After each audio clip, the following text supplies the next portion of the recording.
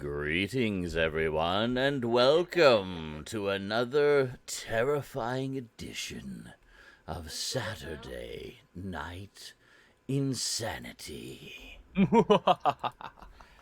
With me, your host, Zaranyzerak, joined as always by Skinslip, Stoudman, and Garbage Gamer. Woo! Woo! Oh god, it's terrifying! Terrifying. Woo! Hello. Feel the Hi. terror. This is a high energy show, I imagine. Feel the insanity. You see how intense this show is? Whoa. It's pretty intense. I just had a pile of stir-fry and rice, so I'm feeling very mellow and satisfied now. I've had a really good day. Excellent. So, I am the king of... There. I am the king. real high energy here. So high. My subjects. Your Highness. Here, Your have Highness. free gifts and baubles. And stop being Bubbles. poor. Trinkets, baubles. There we Not go. being poor, I get the choice. What are you, Republican? Have you tried not being poor? Just pull up your bootstraps. Pull yourself up by your bootstraps. Yeah. I don't have any of those. How'd you get Yeah. bootstraps? Oh, Where do I buy bootstraps from? Yeah. You don't even And know how how does- to buy And how does bootstraps? pulling on them help? Is it a magic money-making device of some kind? Right? Ka-ching, ka-ching, ka-ching. Yep. Oh, if only. That would be nice. Hey, I guess this is the secret to success. Ah. They were right the whole time. So how's everybody doing this week? What's new Doing okay. going Having a down in pretty good Groove week, Town? actually. We are Excellent. doing. You're My definitely long back time. sucks. Other than that, I'm alright. Been a long time since I had a really good week. Oh, good. I'm glad to hear that. Down my pants. I guess I had a pretty good Are week you too. listening to Beatbox as well? Played a lot of games. Watched more Dark Shadows on Thursday. I'm enjoying the new Halloween update in Fortnite. It's a lot of fun. The sweaties hate it, which makes me love it even more. Oh yeah, that part. I knew they would. I knew they'd hate it. Yep. Like, just the way that it functions is a completely... It's a departure Yeah. from the way that Fortnite has... But well, it's kind since of like I've seen it, they it's how it worked. they incorporated kind of a Team Rumble aspect into the main game for the Halloween event, where if you die, you become a ghost, and you're just part of the ghost team versus If you the die in living. the game, you die for real. So, yeah. And then you become a ghost. And the thing is, when you're a ghost, you can phase through walls. You have a deadly slash attack that can just slice through builds like butter. So yeah, for the sweaty builders, it is terrible because their usual So you're defense, just loving the fact that, their that- usual defense and strategy does not work. So a lot of The them, great I think, just aren't even playing. I haven't seen very many since it started. So cool, good. It's like, good. I'm having fun then. Now because I'm having more fun. You won 3 games in a row. I've won a he lot. won his first game of the new season. We were literally among the first people. We went in as soon as the servers opened again, and won our first round. So as ghosts, we just, won as took ghosts. to it But naturally as a ghost. Like, yeah, you were kicking ass that very first round. I was like, holy shit! You haven't even played as a ghost yet. You're literally just learning this as you go. Yeah. And just naturally, you were an excellent evil villain. thank you. Natural aptitude for evil. Even. Villainy. I hadn't I watched that first round again, and I hadn't even. I was still learning you have ghost powers that you can use, and I was still learning how to use them effectively. But I picked it up pretty easily, like a couple rounds. I guess, and it's pretty easy to get the hang of. It works similar to the Marvel modes with the superpowers kind of thing, similar kind of idea. But yeah, no, it's we've been having a lot of fun with it. Played it quite a bit on marathon day yesterday, and throughout the week, just the first couple days of it. So normally I would schedule Fortnite videos kind of in chronological order, but with the Halloween stuff, I'm going to try to get at least a few of them up before Halloween, just while it's kind of topical and relevant. And then good times. And with the gang here, well, two of the gang, Skinslip and Stoudman, we also played some more Phasmophobia this week and got really scared. Played about 24 hours total now together. Yeah. And Cass joined us for one round. And that was all his poor little heart could take. He was like, okay, well, if you want, if anyone else wants to take over my place, that's okay. You can do that. We were going through a creepy high school, and it was scary as hell. And oh my god, that's still there, by the way. We still have to do that. I know. But yeah, and Cass said he went through a lot of it with his eyes closed, and I'm like, but how could you tell where you were going? You can't feel your way around. It's not like an actual physical place, but yeah, I don't know. So it's so that explains why you kept walking into walls all the time. I was watching somebody else play it last week, and they're confident, they watch scary movies all the time. Nothing scares them, kind of thing.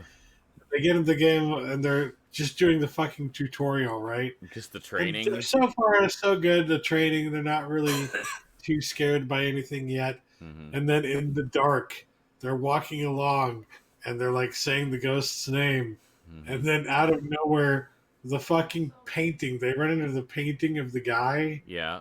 Like the old guy, and they just scream, "Ah!" It's just a painting on the wall. They realized it was a painting. It was wonderful. Oh God, it's a painting. That's great.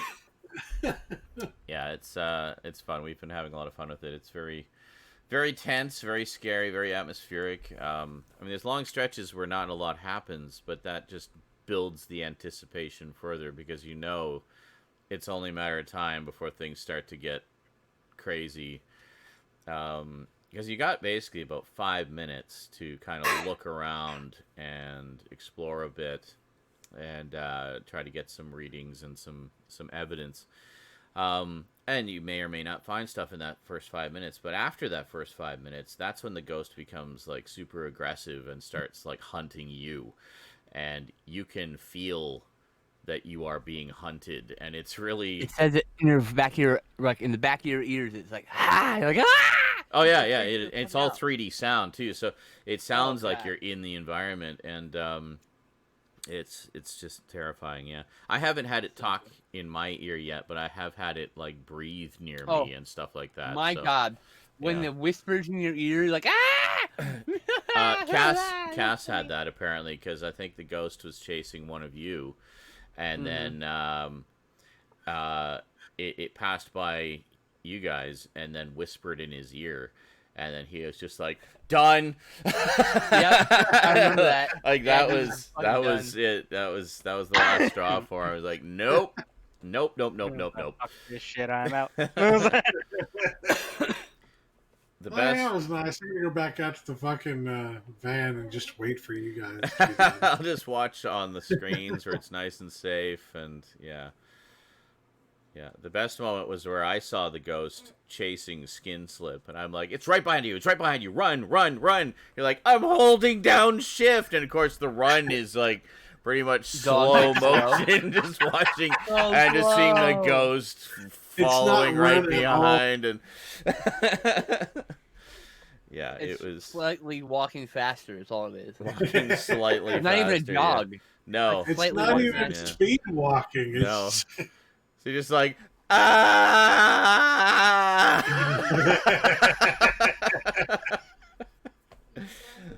It's But, a slightly more brisk Yeah, pace when of you walk. see my If it's view past of 5 it, minutes, you're gonna die laughing if because the it ghost was. is hunting you, I if got the the ghost is perfect view of it. if the ghost is trying to find out who to hunt, if you're running, you attract the ghost's attention. Yeah. So you don't want to even run unless Mhm. you're actually being chased, because otherwise it's gonna come after you. Yes. You want to make as little noise as possible.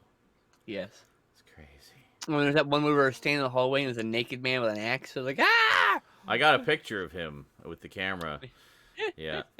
Just staring at the wall and guess trying to figure out where we were. But yeah, it was pretty scary stuff.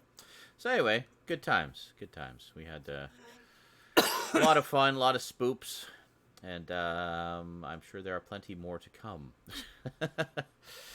But we have yet to successfully complete a location. Yeah. So hopefully we will at some point. People who are really good at this game, and I'm just like, I don't know how you do it. Now, I don't know. I know. It's like it's baffling. well, they probably play it a lot too. They just kind of get to know. I guess we should just play all a the lot little so we can get tricks better and at it. stuff. Huh? Yeah. Well. True. Hey, sweetie. Hello. Little lump. Hi, Rosie. Just barely. Hello, Ramsey. Hello, Rosie. Playing Phasmophobia with us. Aw. Oh yeah, Rosie Yeah, actually she played played. Rosie played a few rounds. Yeah, I we was went to the school and got terrified. I was making food in the kitchen and I just heard her screaming like ah ah ah ah ah. so So cute. yeah, Oh my god, it was so adorable. I'll put those on YouTube at some point. You God watch damn Rosie it, she being would scared. yell really loudly. Oh yeah, it's great. Wasn't there one where you started crying too? Yeah. Yeah. It's like ah! It's the fear overwhelmed you.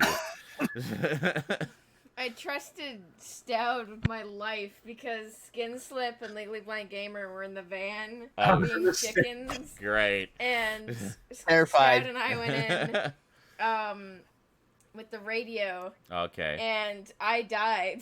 Oh no. I died, and Stout had trouble opening the door, and he was like, "The door won't open." Oh, I saw that part. I saw that part, and he's like, It wouldn't open. as a I ghost. tried pulling, I tried Yeah. pushing, nothing was working. Yeah, as a ghost, you could just pass through it, but then, so you're like seeing Stoud like struggling with the door, and then finally Skinslip come running out of the van to try to get the other side, and between the two of them, I they got finally the got door it. open. Yeah.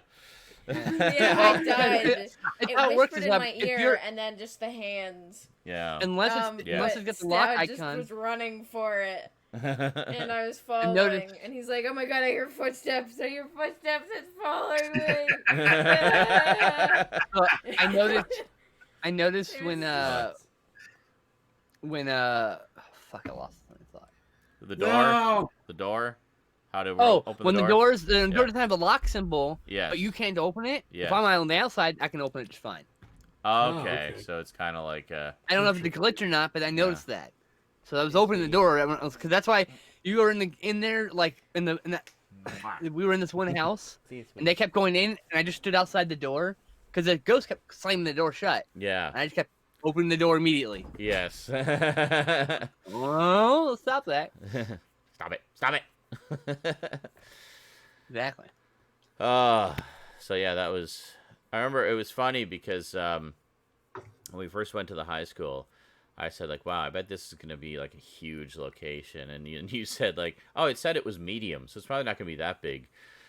this high school just went on freaking forever, and like Two floors. we got into another hallway, and I'm like, how many hallways are there in here? And you're like, no, we've been here before. I'm like, no, we haven't. Look. It's like, oh shit, we haven't been here before. And it's like, this is a whole floors, other too. hallway of even more rooms. Like, Yeah. If you can believe it, Yeah. there are bigger locations than that. in the wow. game. I can't even imagine. It's gonna be That's terrifying crazy. to try to I hunt those believe places. the asylum. Oh my god, there's a fucking asylum. Oh my god. Oh boy. Oh god. Old broken down asylum. Those places Oh, are God. terrifying to begin with. So, wow. What's the other place, Dad? You're gonna say? I'm guessing like a mansion or something. That's the only way that I've seen. Oh, okay. It's an asylum. Oh, Pretty man. sure I've seen them, but yeah. I saw people playing the school like the other week, like a week ago. Yes. I knew there was a bigger thing. I didn't know that there's even bigger. Yes. Oh my god. And today in Fortnite they released a couple of Ghostbusters skins with some accompanying cool. gear. So yeah, there was a location on the map where if you went there, you could actually like in a barn, you could find the Ecto 1 under a sheet. Oh, You could see that's it. so cool. Yeah. You could see, you could totally tell that that's well. You couldn't quite see all of it, but you could tell just from the shape that that's what it was. And if you hit it with your pickaxe, it would make the sound. Oh So, yeah. no, that's awesome. I was going to say, finding it in a barn under a sheet. Isn't that a reference to the new The movie? new Yes, movie. the new movie. Yes. Yes. Correct.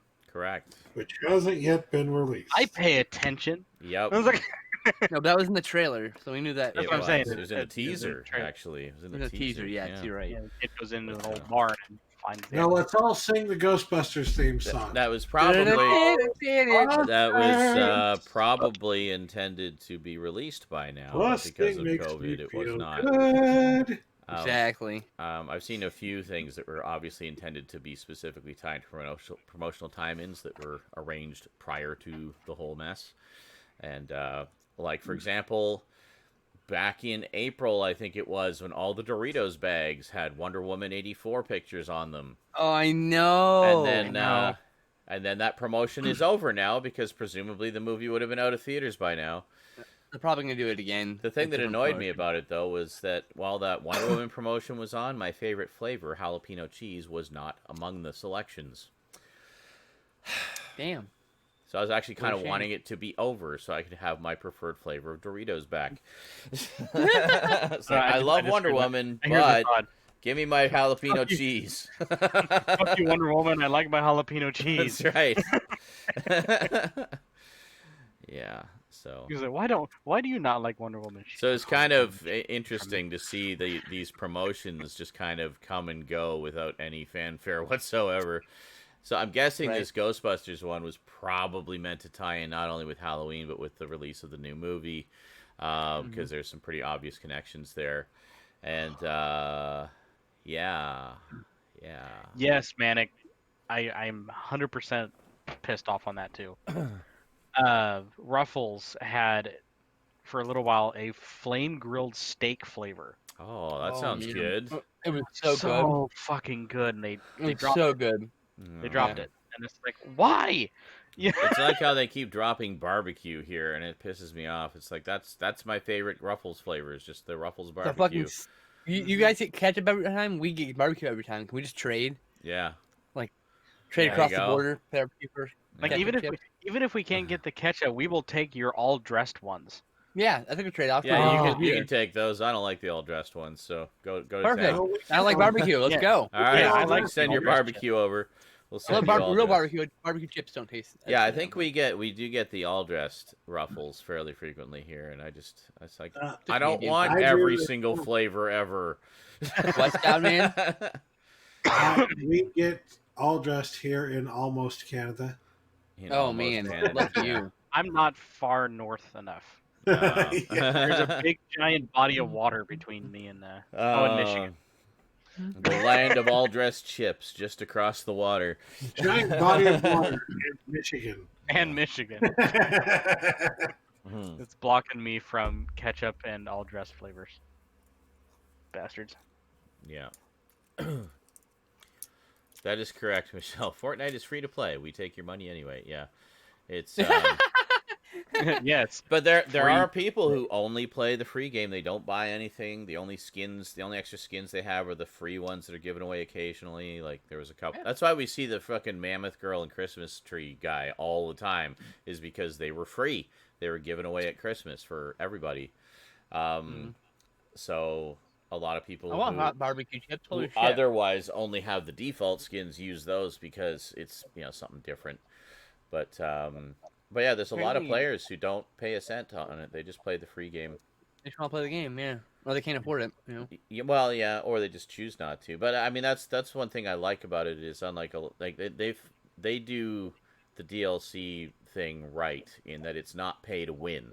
It's just cosmetic. It's just part of the fun if you want to participate in that. But it's not necessary to win. Everybody has the same, the same advantage or disadvantage whether they're paying for skins or not. So Yep, that's one of the things that a lot of people like about Destiny as well. yeah, Same thing. It's a lot of in silver you can buy, and all it does is give Eververse stuff, which is sparrows and ghosts and skins and all cosmetic stuff. It's all cosmetic stuff. Just to express yourself more in terms of what you like and stuff. And that's fine, And then that way also, it's like if you want to support the game by buying stuff, you can choose to, but it's not necessary. And I noticed a lot more games seem to be doing that now as well. Oh yeah, because they're wanting to avoid the loot box lawsuit. Yeah. Well, also, I mean, I think it makes it more fun and potentially allows them to build a bigger audience for a game like that because it gives everybody equal access to it. It's like if you have a rich mommy or daddy, it doesn't matter. All it means is you might have a few more skins, but in terms of the actual gameplay, you're all on equal ground. I was just gonna say, you'll suck ass, but look good doing it. Yeah, that's right. Look at my cool skin my mommy bought me, and I'm dead. But this is my allowance. It was the cheap skin. It was only $5. You look like the full decked out military warrior who just got shot in the head by a dude in his underpants. So it's like, there you go. Perfect. AKA how every single competitive PUBG match goes. Just picturing that running around in your underwear. It was literally underwear and like an old like World War II military helmet. And then there's this other guy that has like the full decked out military gear, driving around in a Jeep and stuff like that, and just bang, and he's dead. Yeah. And then here comes the guy in his underwear with the. Perfect. Well, there you go. Oh, I see what you did there, 007. 007 says, yes, the marketing plan for Fortnite is epic. Get it. Okay. Hey. What? I wasn't paying attention. I'm sorry. I'm really high. Cool. I'm not. Noob's gone. We look mediocre and play mediocre. Yeah, as Manic says, Ruffles Barbecue is offered in Vancouver, though sometimes they have the hot variant. Yeah, we get the hot variant here as well, but I want the hot ones. We don't get the regular one that often. Actually, the hot one's really good. It's not like it's spicy, super burn your mouth off hot. It just has more zip to it. More of the it's like I want tangy barbecue flavor, more prominent, stronger barbecue flavor. Like almost like a Chipotle. Send me a bag, damn it. It's good. It's good. Send me a damn bag. Yeah. See, I do live far enough north and far enough east, I guess, that I can also get the hot barbecue up here. So I haven't had it, and yes, it is good.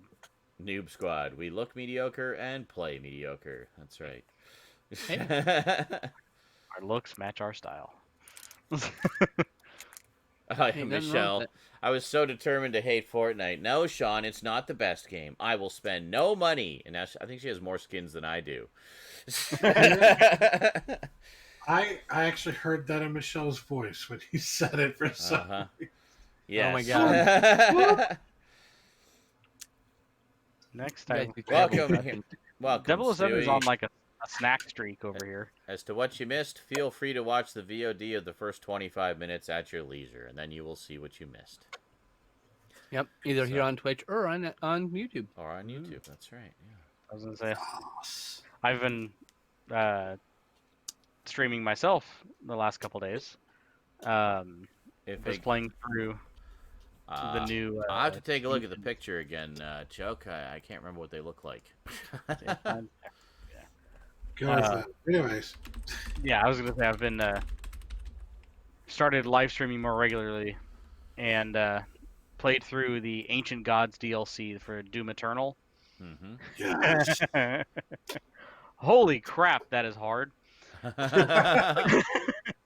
It's like okay.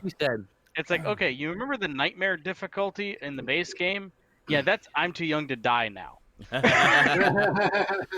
I wish I was joking, and I have the 3 live streams that fucking prove it.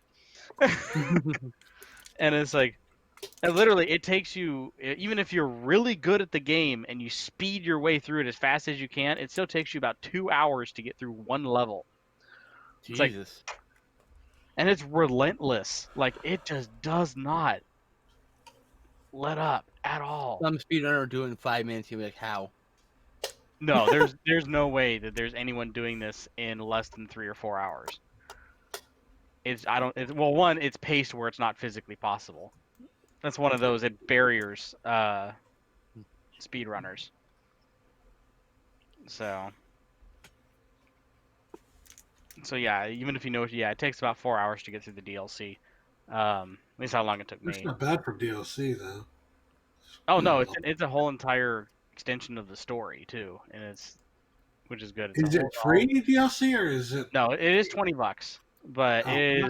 it is well worth the $20 though. If you like Doom Eternal, it is much more of the same, but just like ramped up to fucking 11. Look.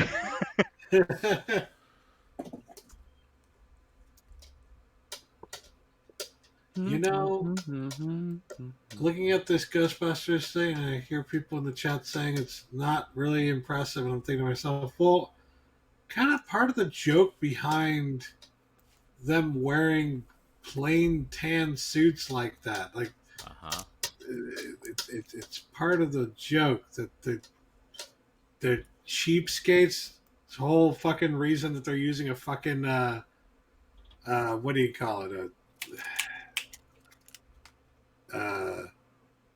The car they use. I forget what it's called. Station wagon. No, it's not a station. A hearse. It's a hearse. Hearse. Oh, hearse. Thank you, Yeah. hearse. Thank you. Right. Yeah. The whole reason they're using a hearse is because they that got here. discounted for like fucking $1,000 or something like that at that time. I can't remember what the fucking price was, but They got a deal on because it was basically falling apart. just like the fucking the fire department where they the fire hall. Yeah, it was building. It was basically decommissioned, a decommissioned firehouse. Yeah. So they got a good deal on that too. Yeah. What do you think the point of the fucking suits are? They're cheap. They got them at a discount because they're fucking pathetic. I mean, come on. Well, that's a whole thing as well. Is like when they finally get everything set up, they get their first client, Dana Barrett, and Peter's like, yeah, we got to really impress her. So I'd like to maybe give me some money out of the petty cash. I'll take her out to dinner or something. And then Ray's just like, yeah, sadly, this fabulous feast before us, they're eating like discount Chinese food, represents the last of the petty cash. He's just like, oh, well, slow down there, chew your food.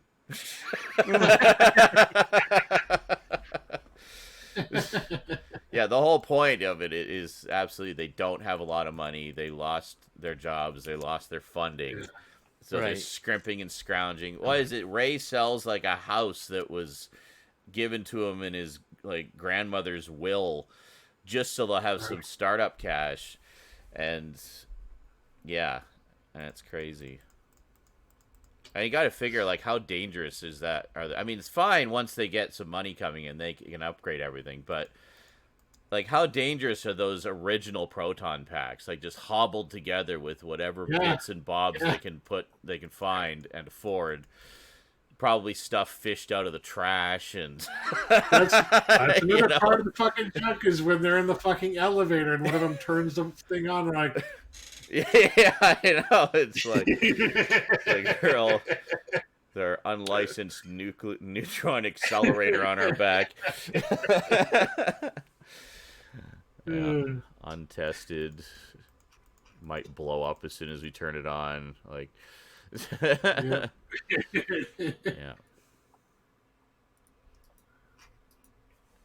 So I mean, if you're saying it's not impressive, it's like that's the joke. That's the joke. That's the joke.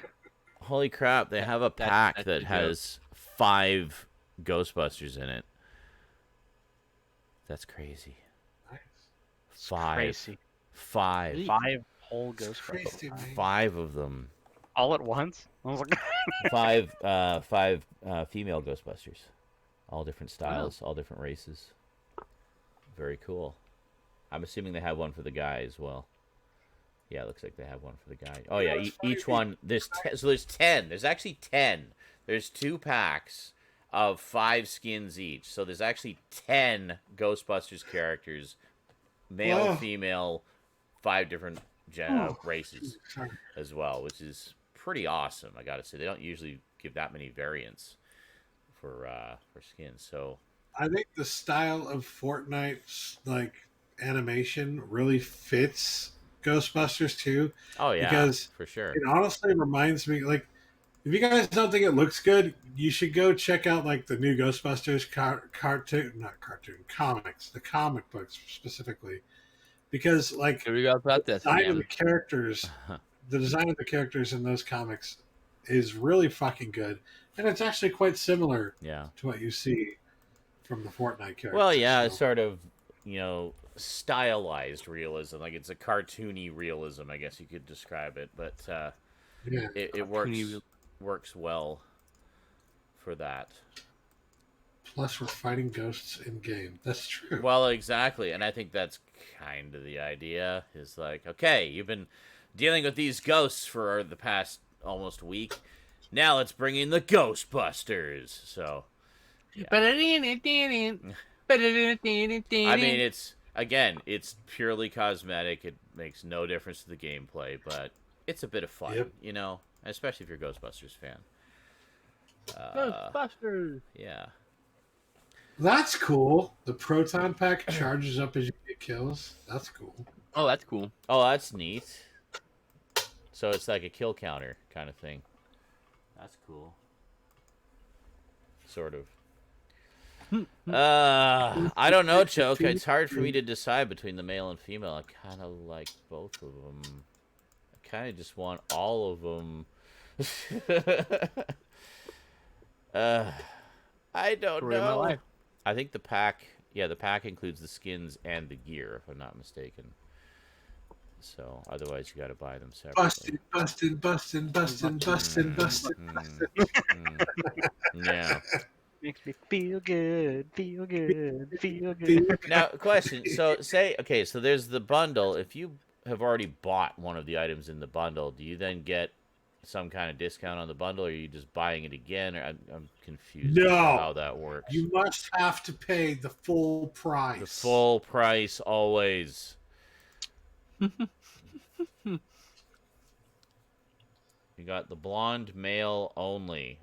Oh, so it's normally like 800 per variant. It's not you pay 800 for one with 5 variants. Oh, you get you do get a discount. So it pulls out the stuff you already have, and then you just pay the difference. Oh, okay. See, that makes more sense to me. That's kind of like that's how Steam does it, like with their games. That makes more sense. Okay. Crazy. He just believes in the fucking crystal skull shit. Yeah. Who cares? The gear has their own pack. Okay. I actually watched that John. Oh, that's what it is. Okay, so it's 800 per character or 2,000 for the 5-character bundle. Okay, so that's actually in the pretty grand reasonable. fucking scheme of things. This needs to be said. In the grand scheme of things, we live in a world right now where people don't believe the fucking coronavirus is real. I know. So, in comparison, Dan Aykroyd believing in fucking crystal skulls is nothing. It's nothing. It's good vodka. Who cares? Remotely a big deal. Mm-hmm. Very nice. Yeah, considering it's like 800 per character or 2,000 for 5. I mean, there's some characters that it's 2,000 just for the one character. So to get 5 for that price is actually pretty good, like comparatively speaking. So, that is a good point, Chuck. It says Fortnite's been thriving big for 3 years now. They're on their shit. Believe that. Yeah, fair enough. Fair enough. Well, according to all the diehard sweaties, they really fucked up this time. Yeah. Like they do with every update. They literally, we see this shit for every single update. That I love all the. I wish it could just be the way it was 5 seasons ago. That was the best. The problem is all the sweaties want to be competitive players, so they don't want their game that they know to change at all ever. Yeah, exactly. So here's a thought. Here's a thought. Go play Arena. Then it will be the same every single time. There you go. But Arena's too hard. Leave the casual game to the casuals. Leave the competitive game to the competitors. Come on. Let's all just have fun here. Yeah, if you want to be sweaty and be a competitive player, then you have to go play with other competitive players. Well, yeah, and if they're beating you a lot, then you're obviously not a very good competitive player. That's kind of my thinking on it as well. It's like, okay, if you obviously want to be playing in tournaments, just judging from how you're playing, why are you in the casual game? Like, beating people like me, that's not going to improve your skills at all. Like, you're not accomplishing anything by doing that. You're not improving by doing that. You're just intentionally going up against players who are way less skilled than you, just to rack up a higher kill count. Is that it? Like, that's the only reason I can think of it. Oh yeah, look, I have a really high KD, and so it's like, against casuals. Yeah, exactly. It's like, yeah, well, I fight bots all the time, and I kick their asses. It's like, yeah, great. Mm-hmm. They're bots. Those are like good job. Those are like the warm-up ones you get at the beginning of the round, just to kind of get into your groove a little bit and get a couple kills. And ones that people have never even played. I don't consider those to be serious. I'm like every time we'll be fighting a squad of bots, and you can just tell by the way they move around kind of erratically and how they can't aim worth shit. And it's like, oh, it's a bot. Yeah, don't worry, guys. I got this. Oh, okay. Just dealing with the bot. So, yeah. Of course, the funny thing is when you think it's a bot and it turns out to not be a bot. It's like, oh, shit. Oh, shit. Ah, help. It's an actual ridiculously skilled player. I'm dying over here, guys. I'm dying. But, yeah. Anyway, shall we get into the news? We got a stack of stuff to go through here today. All right, let's see what we got from our New York news hound, Raptor Rivera. Let's see what he's got for us this week. So, trailers. We got the official trailer. Wow. We're out to a great start here already. Got the official teaser trailer for the Disney animated film Raya and the Last Dragon. In a realm known as Lumandra, a reimagined Earth inhabited by an ancient civilization, a warrior named Raya is determined to find the last dragon. Starring the vocal talents of Kelly Marie Tran in the leading role. Very nice. I like her. I would say that was the most fucked up reading of it. I know. It's all the stir fry I had before the show. Okay,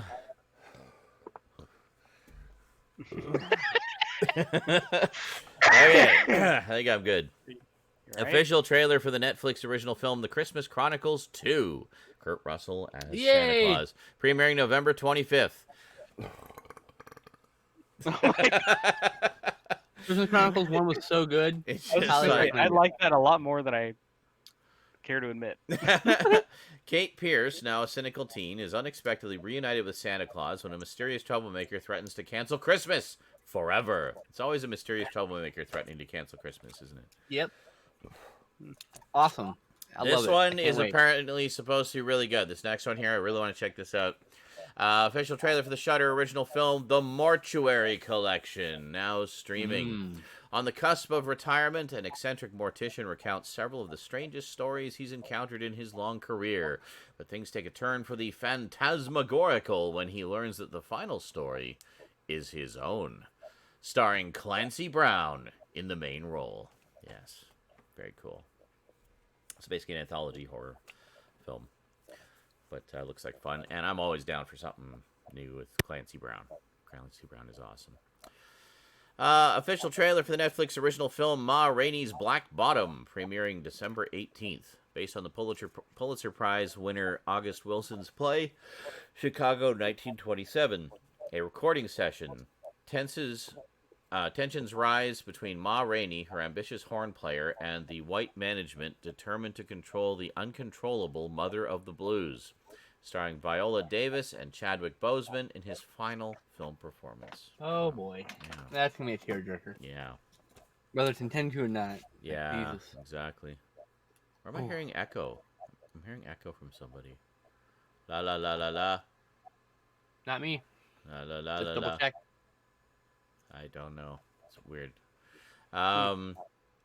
Official trailer for the horror film The Old Ways. Christina, a journalist of Mexican origin, travels to her ancestral home in Veracruz to investigate a story of sorcery and healing. There, she is kidnapped by a group of locals who claim she's the devil incarnated. Great. Official trailer for the Netflix original animated drama series The Liberator, premiering November 11th. Based on the book by Alex Kershaw, the story traces the remarkable battlefield journey of maverick U.S. Army officer Felix Sparks through the Allied liberation of Europe, from the first landing in Italy to the final death throes of the Third Reich. Cool. Official trailer for the adventure drama News of the World. A Civil War veteran agrees to deliver a girl taken by the Kiowa people years ago to her aunt and uncle against her will. They travel hundreds of miles and face grave dangers as they search for a place that either can call home.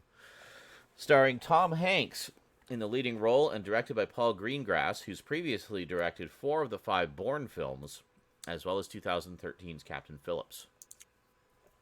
Oh, yeah. Official trailer for the Netflix original film Mank, premiering December 4th. The story centers on the life of Herman J. Mankiewicz as he wrote Citizen Kane. Oh, yeah, this is one I really want to see. And the problems that arose with Orson Welles during production and leading up to the film's release. Directed by David Fincher and starring Gary Oldman in the lead role. Very nice. Okay. Yeah, I definitely want to see that. Anything about Citizen Kane, sounds I'm good there. to me. Yeah. Oh, yeah, I bet Garbage Gamer's probably waiting for this one. Kickstarter teaser trailer for the documentary series Arcade Dreams. From the 1900s to today and beyond, this docuseries is a roller coaster ride through arcade gaming history, told by an array of historians, collectors, industry legends, and arcade fanatics. That's one I'd really like to watch, actually. That sounds awesome. Yeah, it looks really good. Nice. Official trailer for the Hulu original film Run, premiering November 20th. A homeschooled and disabled teenager begins to suspect that her overprotective mother is keeping a dark, sinister secret from her. Starring Sarah Paulson and directed by Anish Chaganty, who's previously helmed the 2018 thriller Searching. Oh, Searching! That's the one with, what's his face? John Cho? Searching for his daughter through, basically looking through her laptop. It's kind of almost like a desktop horror, desktop thriller type thing. So he's looking through her laptop trying to figure out what happened to her and where she disappeared to. That's one that's been sitting in my cart for a bit. I should just grab it. It's like $7. But official trailer for the third installment. Oh, the third installment of the Skyline franchise. Ooh! Entitled entitled Skylines, with the E being a 3. Oh, Get God. it? Lame.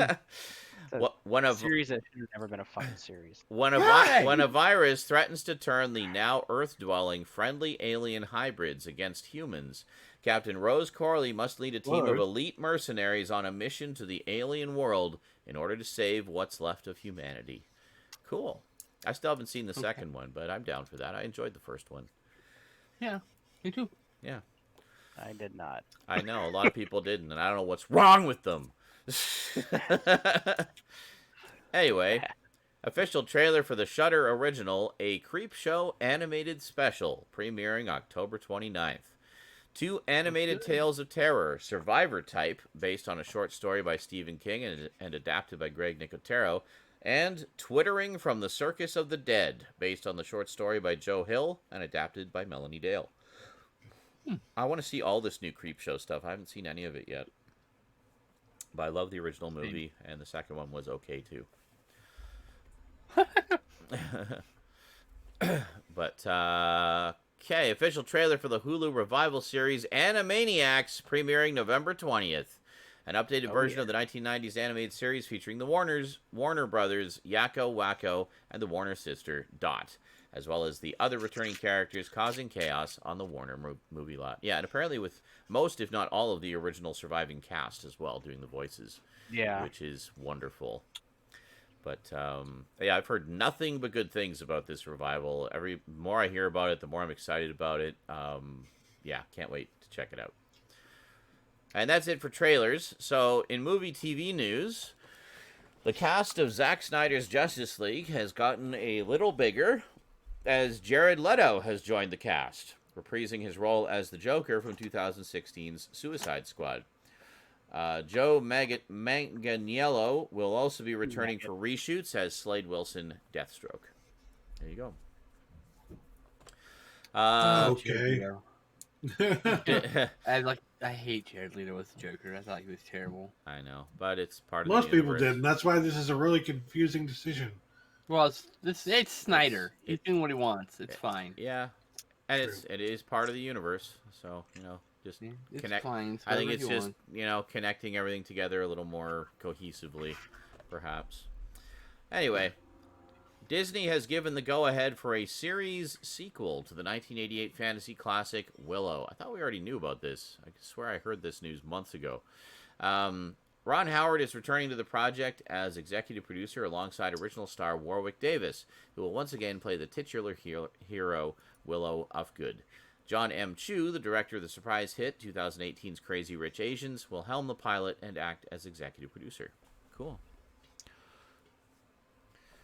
I was never a massive fan of the original movie, I'll admit. I thought it was okay, and I enjoyed it, and I watched it a couple times. I certainly like Warwick Davis. He's always delightful. Yeah, but yeah, I'll check it out. I gotta see the movie again, actually. How dare you? I haven't seen it in a long time, but I remember being underwhelmed by it, even as a kid. How dare you?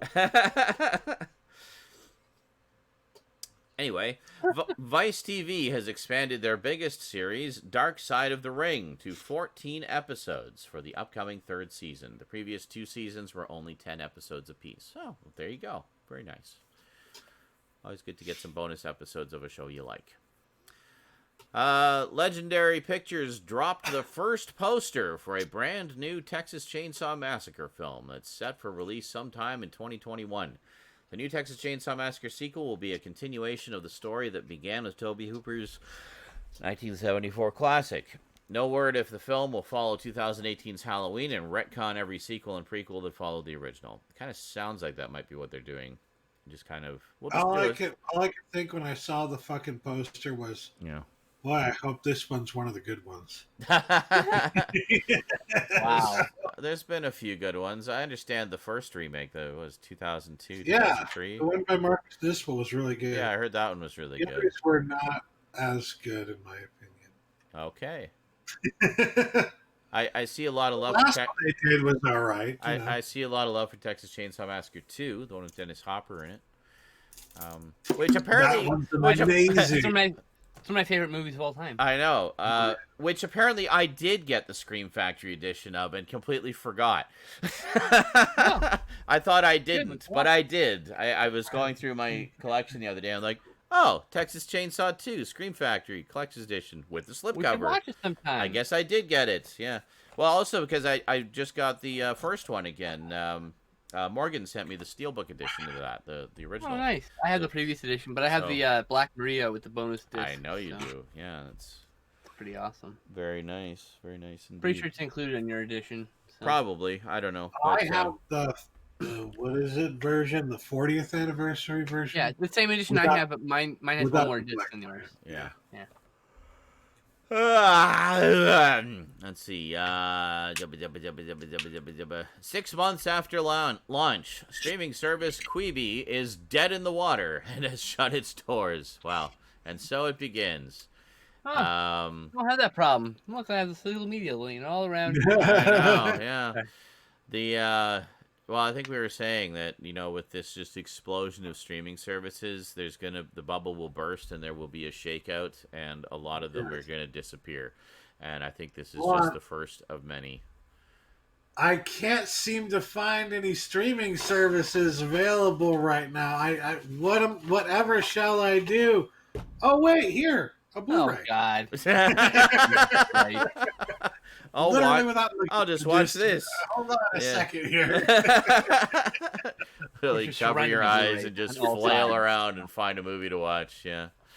So 6 months after launch, streaming service Quibi is dead in the water and has shut its doors. The service will run up until December 1st, and no telling as of now what will happen to every series, as Quibi doesn't own the rights to any of their programming. Controversy has followed the service, as well as sneaky dealings with episode counts caused union writers to not get paid their full wages. Oh wow, that sounds like Here,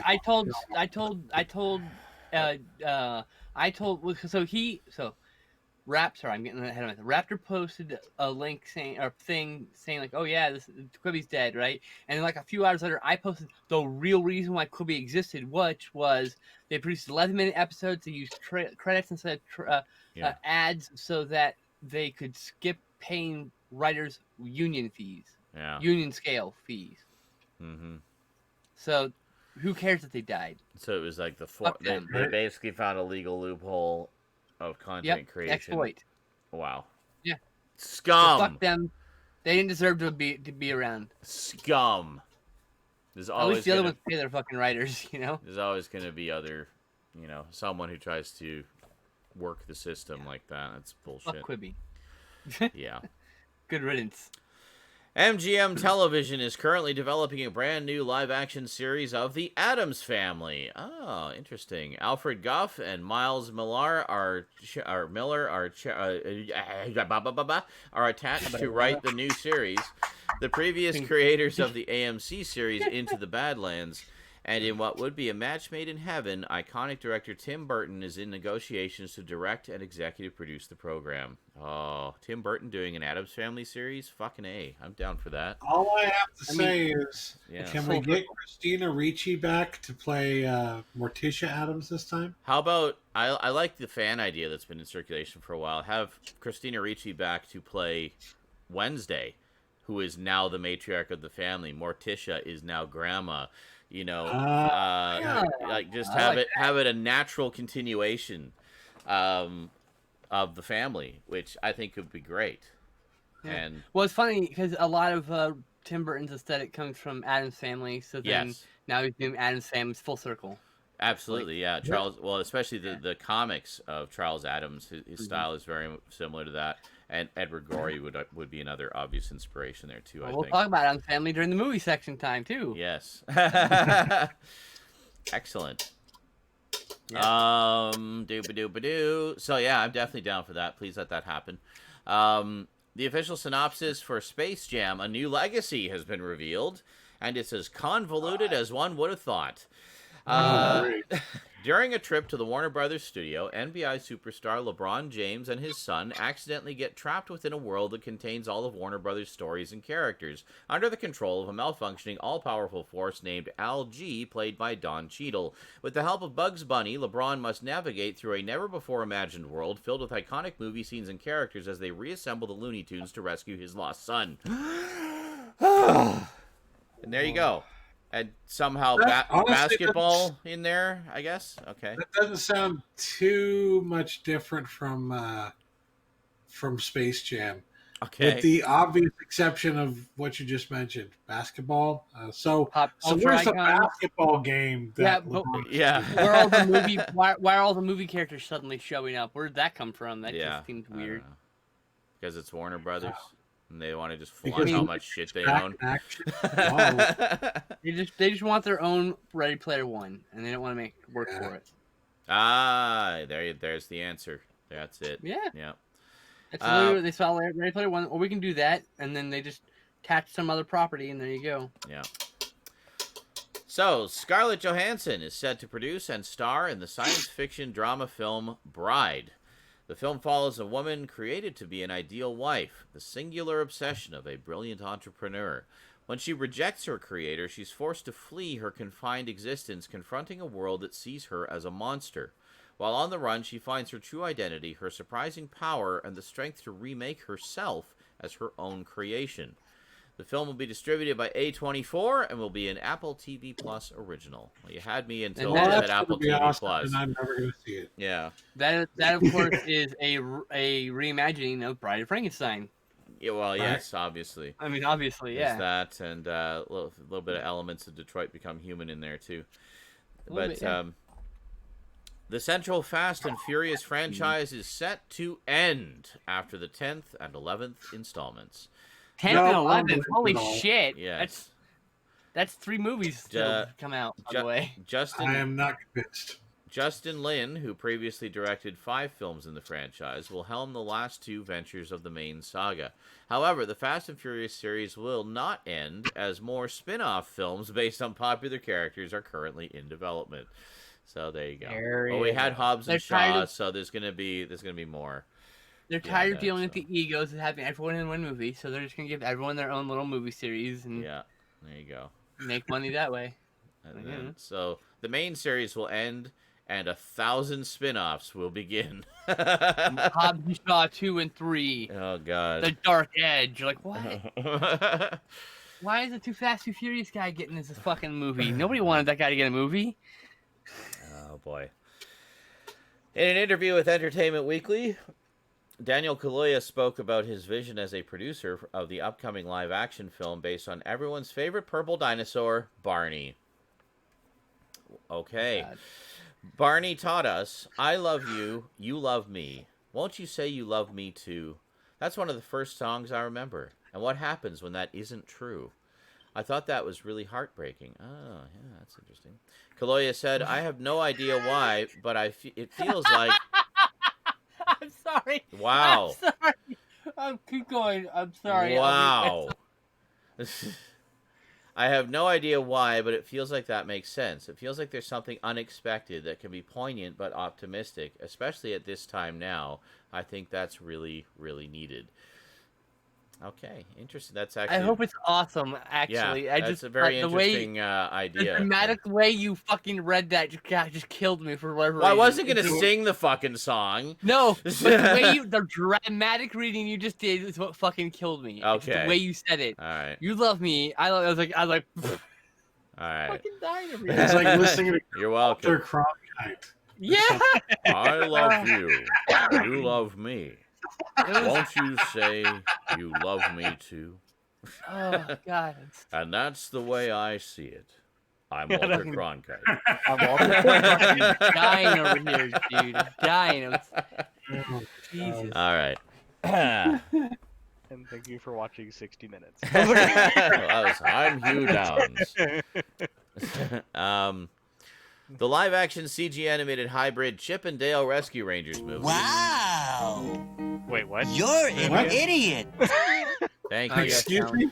The live-action CG animated hybrid Chip and Dale's Rescue Rangers movie will not see a theatrical release, but instead see its debut on Disney+.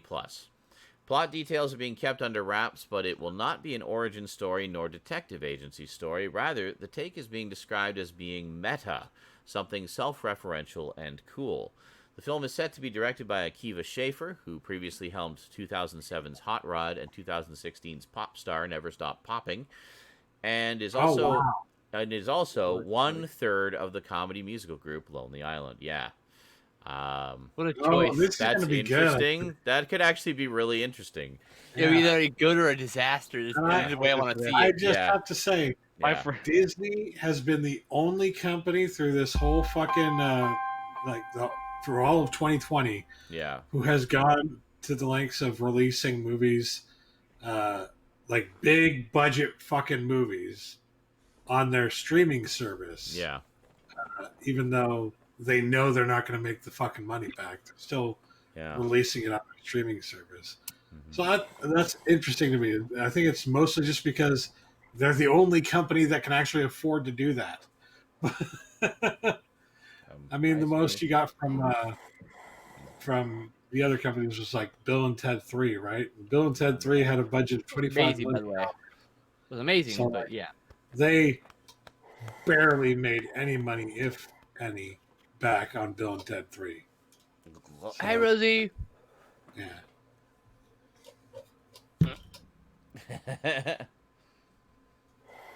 I guess what I'm saying is don't expect to see many new movies on digital or streaming. I guess unless it's Disney, because Disney's willing to do that for some reason. Yeah. What are you doing? Thank you.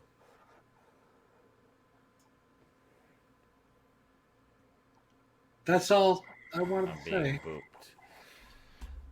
Keep getting booped. Yeah. But keep going. Dang show. Go. All right. Love you. Love you too, sweetie. See you in the morning. See you in the morning. Hi, Have a good Rosie. sleep. Yes. You turn the TV. Yeah, thank you. Okay. Michael B. Jordan. Jordan? Michael B. Jordan is in talks to make his directorial debut with Creed 3, along with returning as the main character, Adonis Creed. No other details about the film are known at this time. Go for it.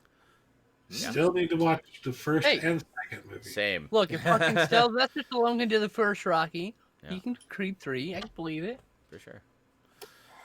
Simon Kinberg has signed on to write and produce Battlestar Galactica. Oh, I didn't know about this.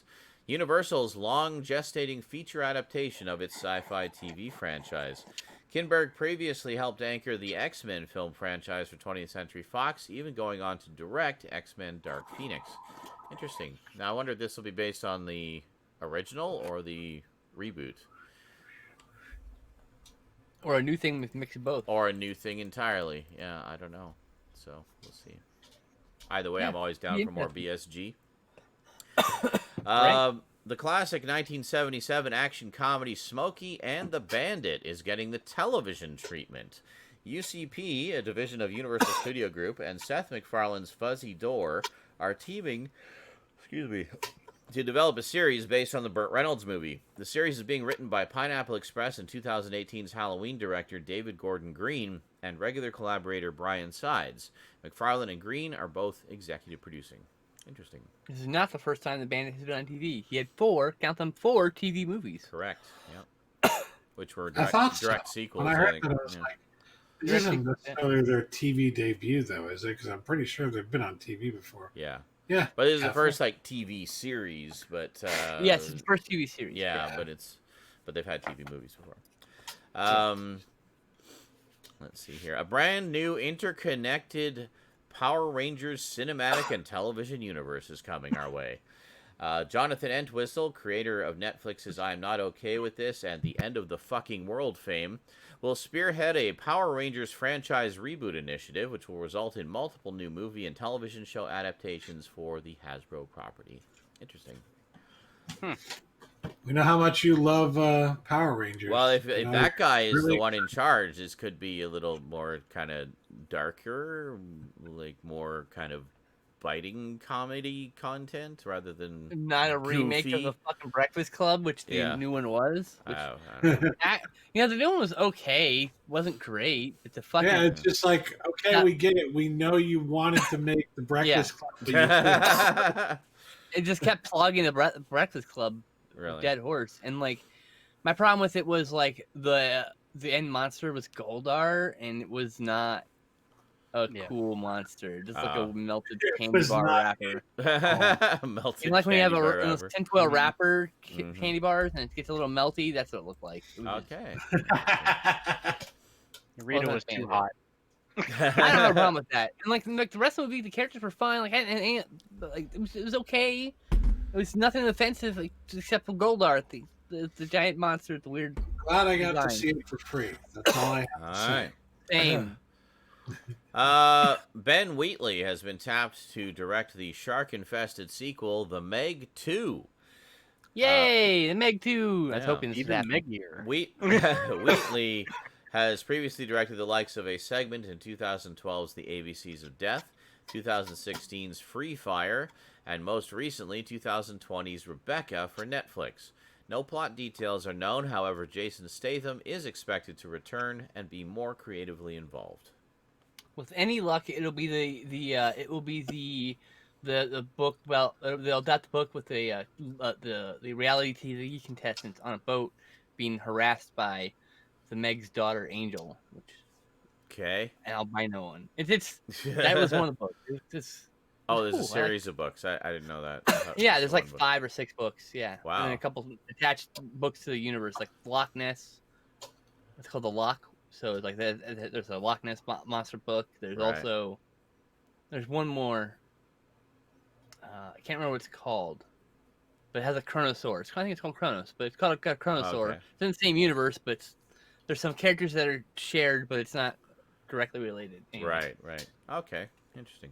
I hope they adapted some of that stuff because I really, really, really love those books. There's also stuff in the first book and the second book that were the basis of the first movie that like they completely left out. They could easily put into a new movie. Like, There was whole plot lines of the underwater, like the whole underwater complex. There was a whole lot of stuff that was like not present in the movies. There's a lot of new stuff in the movies too. Yeah. It was a pretty good movie. I don't know why it didn't do so well.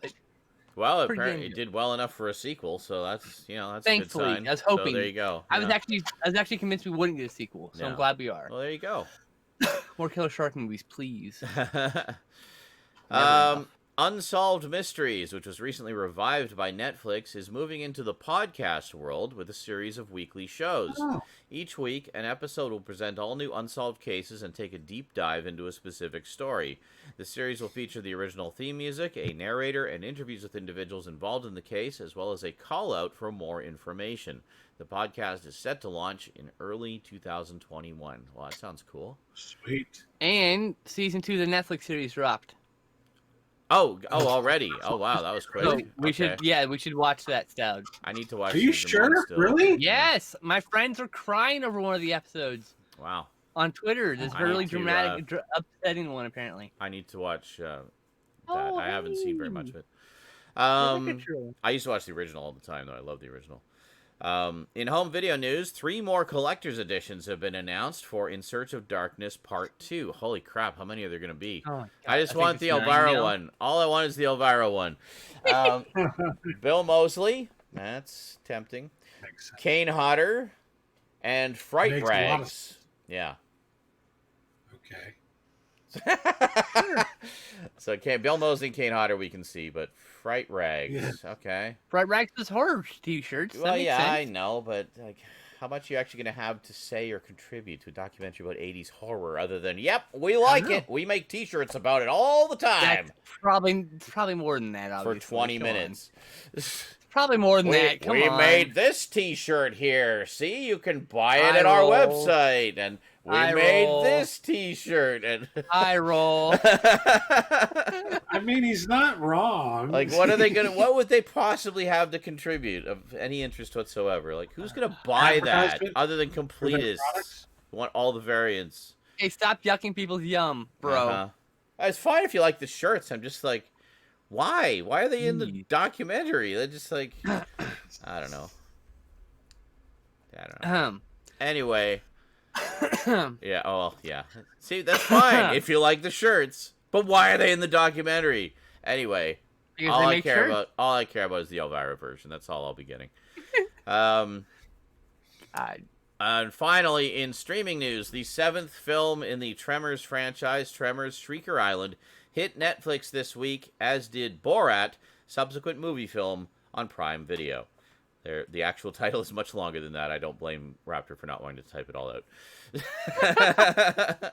Wow.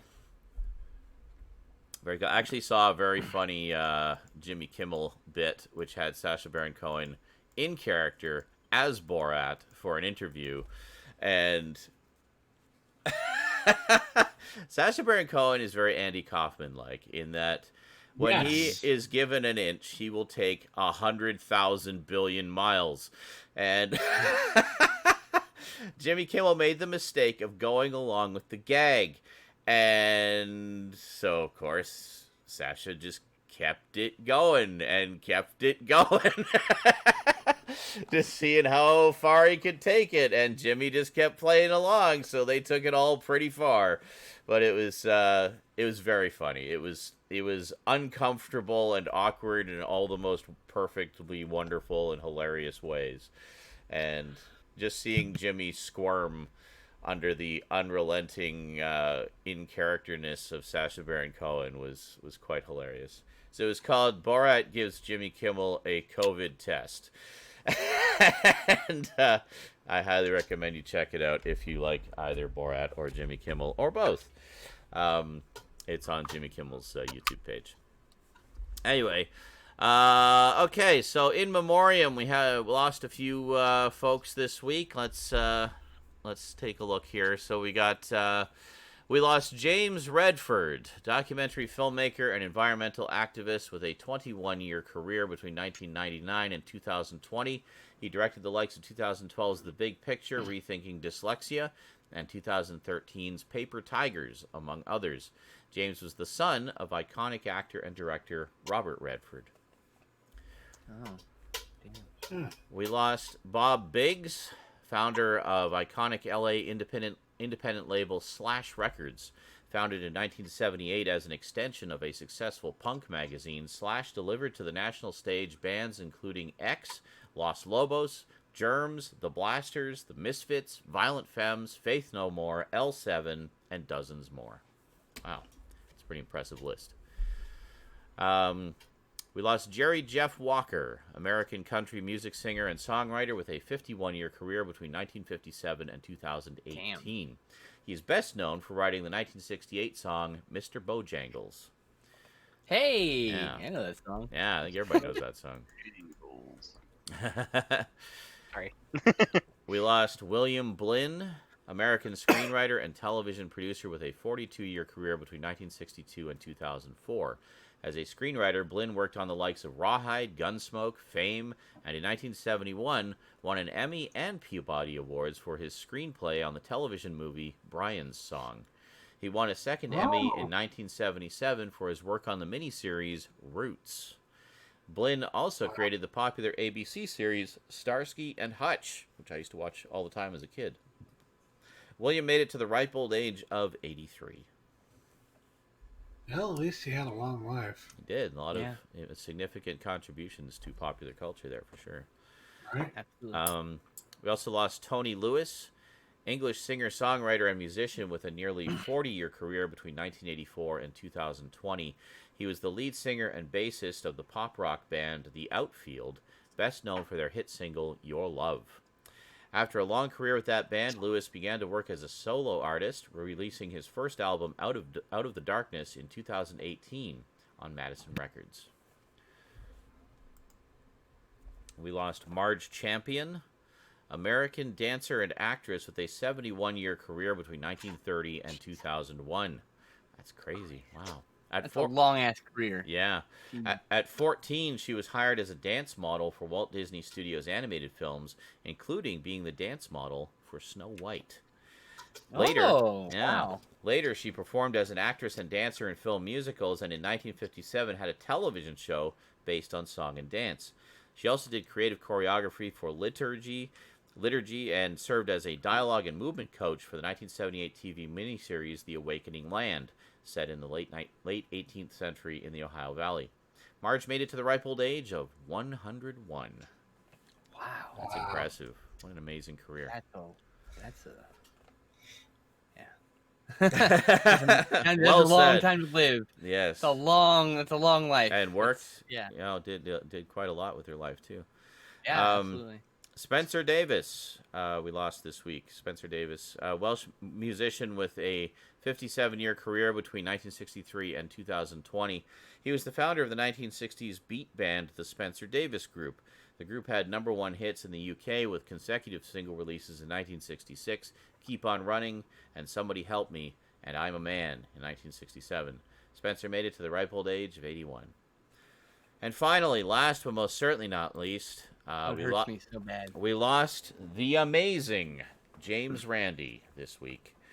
Canadian-American stage magician and scientific skeptic, everybody's favorite skeptic, who extensively challenged paranormal and pseudoscientific claims. With a career spanning 74 years between 1946 and 2015, he was the co-founder of the Committee for Skeptical Inquiry, or CSI, and founder of the James Randi Educational Foundation, the JREF.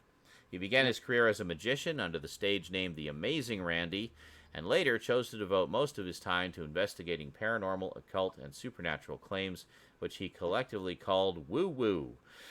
Yep. James made it to the ripe Woo. age of 92.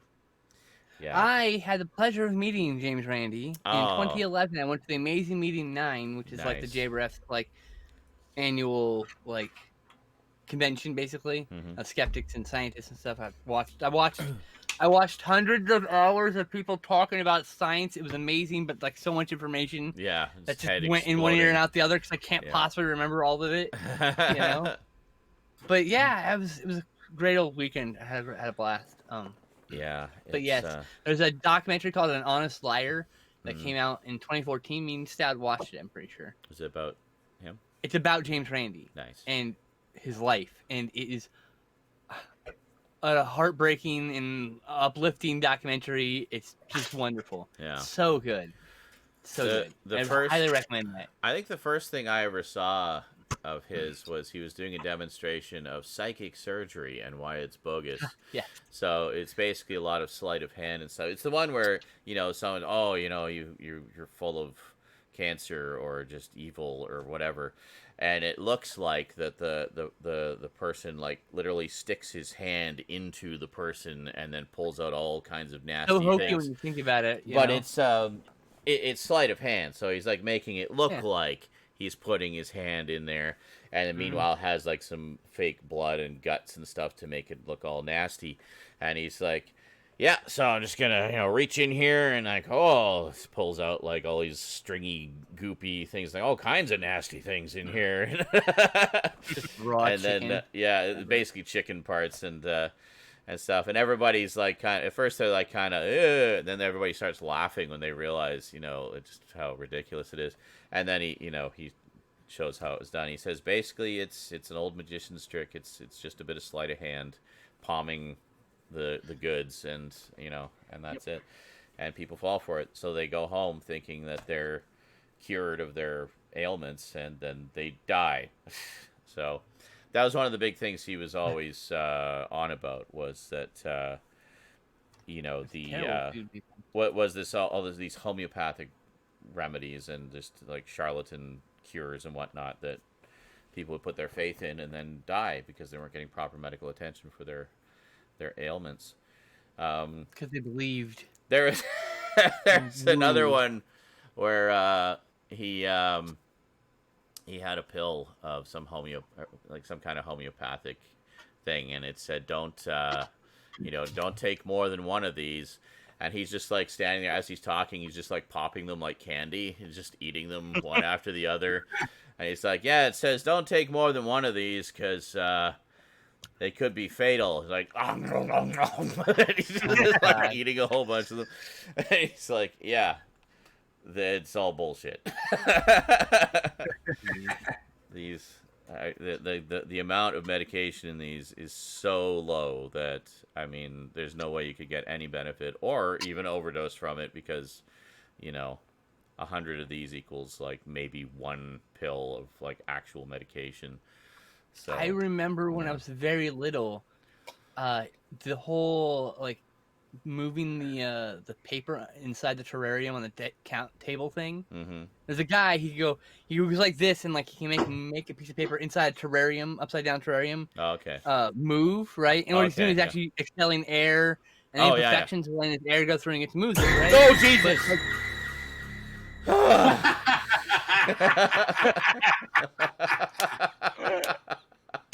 Perfect fucking timing. Oh my God, I went like this, and you went, oh Jesus! You woke my cat up. Thank you, whoever just gave me that heart attack. He was part of debunking that guy, but I remember seeing that guy like before he got debunked on a news program as a kid. So it was kind of wild that like later on I intersected with him and that whole world. Yeah, I saw. I think it was another James Randi one where it was basically he had one of those people who claimed they could do that. They could move a piece of paper with their mind, and he's like, okay, well, just we want to have this as honest a demonstration as possible. So I'm just going to scatter all of this styrofoam bits all Yeah. around here. So, something that would be immediately pick up any gust of air. So he's like, so the guy's just like, okay. And he's like, he's trying to do it. He's like, and then finally he's just like, no, I can't. The energy's all wrong in here. It's like, oh, okay, sure. The energy, yeah. Yeah, I've seen this. I've seen this before. I've seen that segment before. Yeah, it's pretty funny. Yeah, James Randi, he does have a YouTube page as well, which has a lot of his older stuff on it as well as more recent stuff. He did kind of a lot of vlogging as well. Really, I was super into that debunking the debunking skeptic stuff for like in the mid 2000s or late 2000s. So it's like, and that was like the peak of that obsession. And I went to the amazing meeting with a couple friends. Go see the man himself. Yeah, well, I got to go to see like Pendulette and his No God band or whatever play at this like bacon and donuts party. It's all weird shit. It's fun. Yeah. But yeah, I have a fucking shirt from it actually. It's in a tub buried in my closet. One day I'll be able to show you. Yay. One day when us and I move out, I can have room for all my shit. We look forward to that. I'm like, look, this shirt I mentioned that one time once on SNI. There you go. There you go. Remember that one time many years ago? Yeah. The night James Randi died? Oh, yeah. Yeah. So. Yeah. Fond memories of James Randi, which I'm sure he would love that we talked about. So. Yes. So. Raptor asks, what's on the screen this week, Eric? Tell me, it's more race cars, like last week. Totally. Totally race cars, yeah. Lots of racing. Look at Totally all not those race cars. That up zero. Yeah, I don't have another box. That is one of my favorite, like, very underrated games. Freedom Fighters. Freedom I Fighter. never played it. From the makers of Hitman 2. Hey! Ooh. It's very good. It was just re-released on GOG and Steam. All fixed for modern systems. I think I got the Steam version of it. And, having had an abandonware version of it for many years, I can honestly say the Steam version, like the new version comes out, works much better and looks way better in widescreen and stuff. But it's one I'm play on stream. Yeah, yes, it's one I definitely plan to play at some point because I've been wanting to replay it for a while. It's a good one. I've never seen it. It's basically the Russia invades the U.S. and you are basically a garbage man who ends up leading the revolution. And something that could actually happen. Yeah, nice. Exactly. It's very good. The tagline should have been, "Don't piss off the garbage man." That's right. Yeah. It's garbage day. Garbage day. Missed opportunities. That's right. But yeah, Freedom Fighters. Yay. So on to the gaming news. Starting off with a bit of sadness here, unfortunately. I guess to continue on with the sadness. Yay, more sadness. Yes, Blade Runner Enhanced Edition has been delayed indefinitely. Oh, yeah, I heard about that. Speaking with Eurogamer, Stephen Kick, CEO of Night Dive, announced that Blade Runner Enhanced Edition will no longer be making its originally planned 2020 launch. Now, the game has been delayed for an indefinite amount of time, and there has been obstacles, aka the development team, that had to overcome in terms of old technology the game uses. It says Night Dive Studios can't seem to find or get access to the original source code and assets, as they were most likely lost during a studio transfer after EA's acquisition of Westwood Studios in 1998. Thanks, EA. This sadly means that the code for the game must be entirely reverse engineered. Yeah. So, great. On the plus side, we do have the original available on GOG, so you can at least play that on a modern system. Yeah, I do believe the graphics wise it holds up. Stewie is asking if you can use a controller with Freedom Fighters on PC. I think you can. No, I haven't played it on PC. I, On I, Xbox, yeah, you use an Xbox controller. I'm pretty sure you can. If not, I'm pretty sure there's. Well, here, let me just look it up. I'll see. Carry on. I'll let you know what my findings are when I have some findings. Yeah, just go to Steam and it'll show if it has controller support. Yeah. There. Well, yeah, that's true. The next bit of news here, while Sean looks that up. Yep. Just waiting for this stupid Steam update. We got a announcement trailer for a new R-Type game. Ooh. R-Type Final 2 is what it's called. Lies. Which is a sequel, obviously, to R-Type Final. Okay, gotcha. And it's coming out... I like when there's a sequel to the final one. I know, right? It's like, so the final. Final Fantasy 15. Yeah. R-Type 5. Finally, the final of the final. Yep.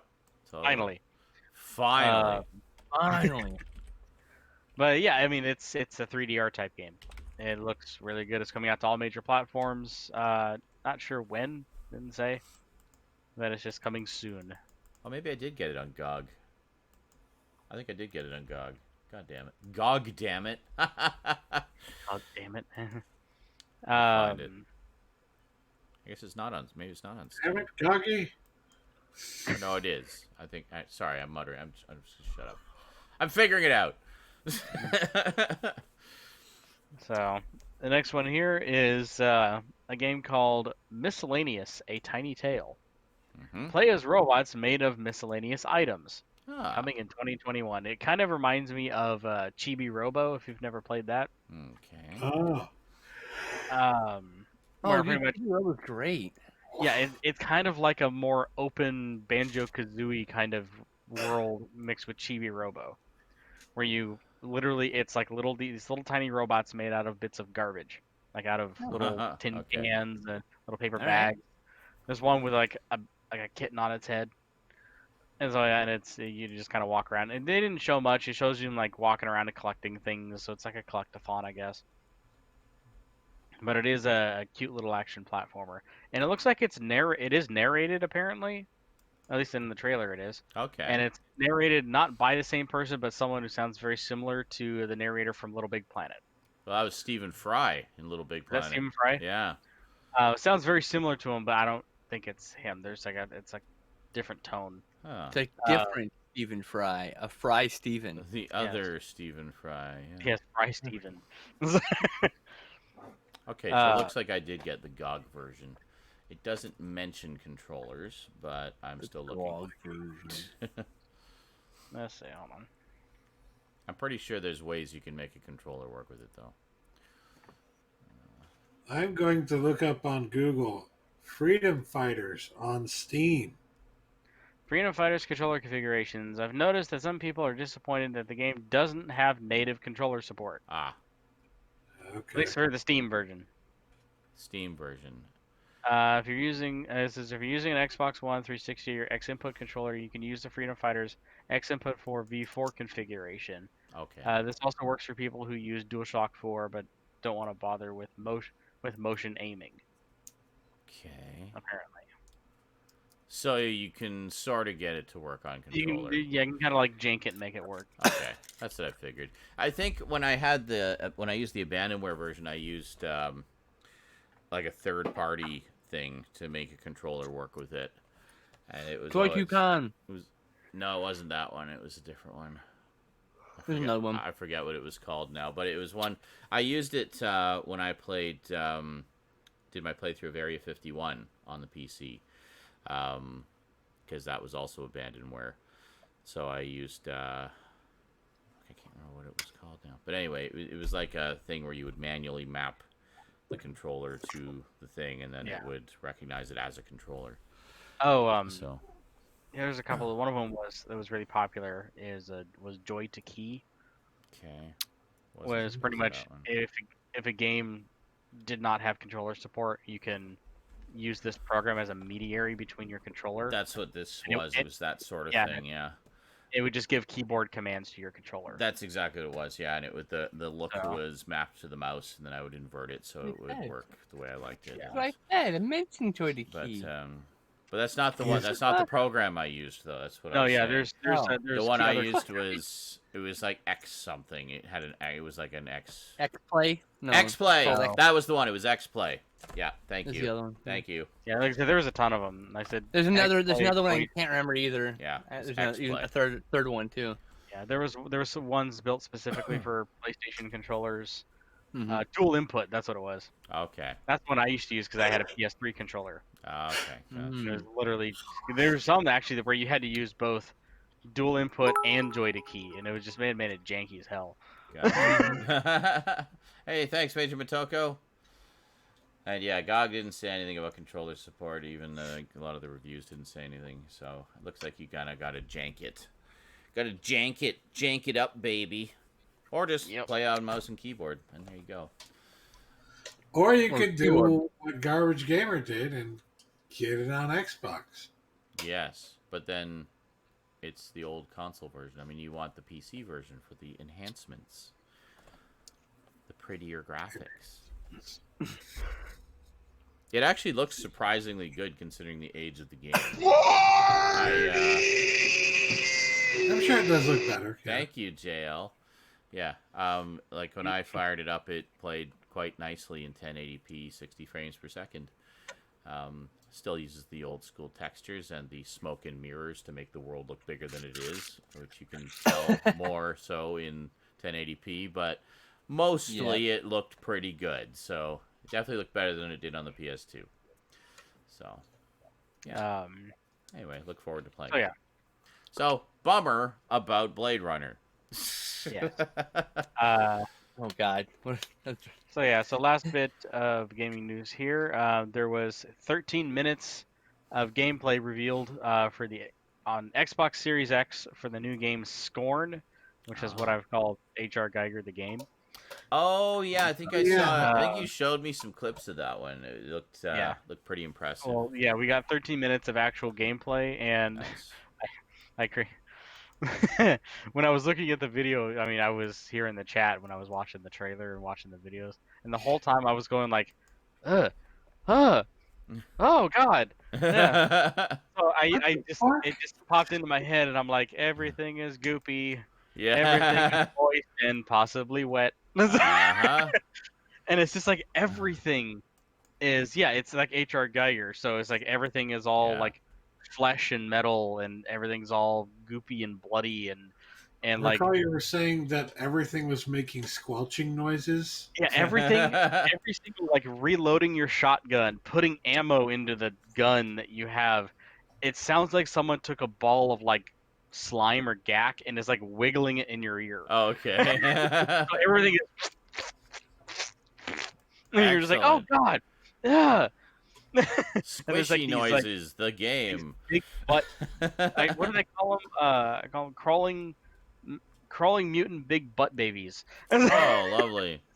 And ant lions from Half-Life 2 with testicles for faces. Mm-hmm.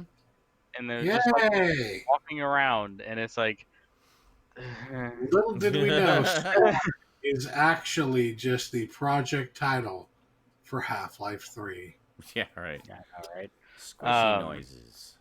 But it's just like, I mean, if you're squeamish, like this might just the sounds just might make you go like, ugh. Excellent. And it's, I mean, Scorn, it looks good. Like, extra squishy edition. I'm waiting for the enhanced moist edition. Yeah. The enhanced moist edition. Extra moist. You can handle. Major Potoko, we did get Half-Life 2 Episode 3. It's called Half-Life Alyx. Ah. But that doesn't really It's continue the pretty damn story, good does game. it? Like I said, I won't talk about the story, obviously, because it's that good. But I will just say, we got Half-Life 2 Episode 3. Really? You know how Interesting. most story-based VR games are like an hour or two long? Mm-hmm. No, this is a full game. Half-Life Alyx is a full fucking game. Oh, yeah? Mm-hmm. Full. Yeah. Watch Jacksepticeye play it. He did it in like 9 parts, and each part was like over 2 hours long. Wow. You know, I'm So- better than ever. Yeah. So actually, yeah, that was the last bit of news that I had. But Iceman did mention something. I thought about mentioning it, but there's a multiplayer mode coming, next week for Ghost of Tsushima. Oh, Uh, that's cool. Now And one there's game. also they also mentioned that there is going to be if you own Ghost of Tsushima and you get a PS5, there is a free upgrade path for that game. That Nice. not only is adding the multiplayer mode, but is also adding another boss rush mode and some cool. new unlockable skins. Okay. When you- Ooh, I gotta when get you back do to the- that. I haven't played that in months. So, Very good. because like Halloween shit started happening. Well, yeah, Yeah. that's true. That's true. It Yeah. was like right That's before okay. Halloween. By the way, I watched you play that mission in the valley, right? That valley where you kind of fucked around and hopped down. There was an ambush, and you were like had to rescue the guy who was on the bridge or whatever. From Okay. the people who were archers. I watched you play that, and then like literally the next week I watched someone else play that, and the way you two went about it were completely different and completely janky in completely different Perfect. different ways. And I was just dying laughter and just Because- dying of laughter like a different way. I just Yeah. Well, I don't understand. that's one of the great things about that game is Uh, they do give you a lot of good lord. freedom in how to approach different situations. Like you can be the badass samurai where you just walk up to the front gate and say, "Face me, send me your strongest warrior," and then some big dude will come out and beat the shit out of you. Or you can take a stealthy approach and go in and just like silently take them out one by one. I mean, it's entirely up to you. So. Or you can just I was hide gonna behind say- a tree and let the caravan of enemies go by and just to avoid them entirely. You know, I've done that on occasion when I've been low on health or whatever. So, you know, it's good. It's good stuff. And it really does feel like an Akira Kurosawa movie that you're playing. It made me Right. want to get all of the ones that I don't have. Actually, I think I have all of his samurai movies now. There's just some of his other stuff on the side that I don't have. But What'd you Blu-rays all over do? the floor.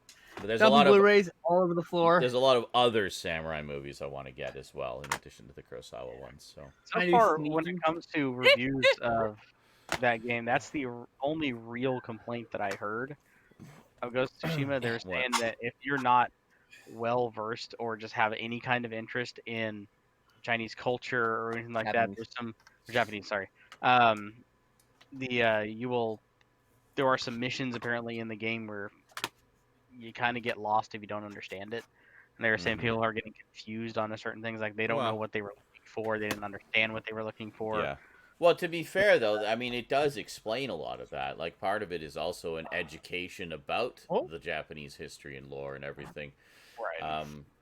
You know, it's you just gotta pay attention. You just gotta read everything and talk to everybody, and you'll get the information that you need. Yeah, I've watched a lot of people play, and I found that most of the stuff when it says you've acquired this, and they say what it is, Mm-hmm. they do. The game does expect you to pause the game, go into the little description thing, and actually read the description of what that is. Yes. Because it won't like have a pop up on screen that says this is what this is what it does, and like stop the game. Yeah. It expects you to go in and read it, There's- Yeah, you get like information in your Yeah. you know and it gives you back journal or history on whatever. What it does, what it was used for. Well, and that's the and- thing. So, I mean, people are just frustrated with their own laziness. Mhm. That's their That's just like problem. people- See, this is the funny thing is, Yeah. complain and will always dock a game that keeps stopping the player Yeah. to explain shit to them. Mm-hmm. But when the game doesn't do that, they also complain that the game doesn't describe or explain anything Yeah, to it's them. like make up your fucking mind. Sean, It's like, what do you want? make up your mind, Sean. Yes, can't have both Stoud.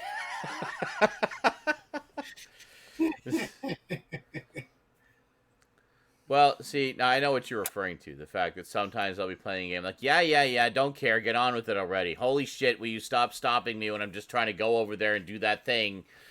Yeah. Because sometimes I'm just not in a particularly patient mood, and I don't want to get into all the immersion. I just want to kill things.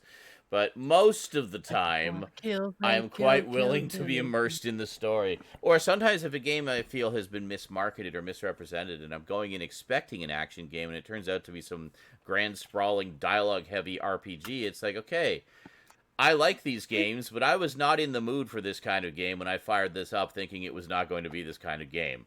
So, there's different circumstances. But if I was a reviewer, I wouldn't punish the game for that. That's not the game's fault. That's my fault for not digging a little deeper into what type of game it was before I started it up. Reviewers always say the same shit. They always say, "Oh, it wasn't the use of the items and the missions weren't conveyed properly." Ugh. I'm like, okay, so they weren't conveyed to your liking.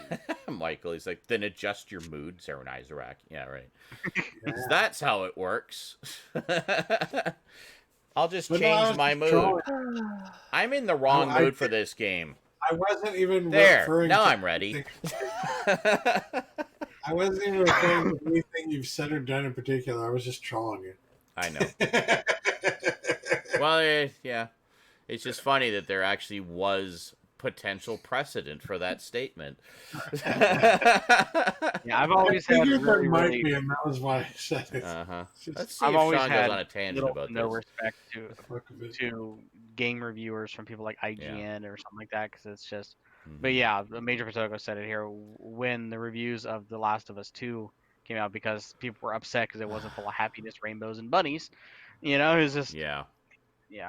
And also, most of those fuckwits didn't even play through the full damn game. They played like the first hour and then wrote an entire review across the entire game. I did not Stop calling me out. Want to play the rest of the game because I did not like this one thing that happened and blah, blah, blah, blah, blah. It's like, fuck's Stop sake. calling me out like that. Jeez, you suck.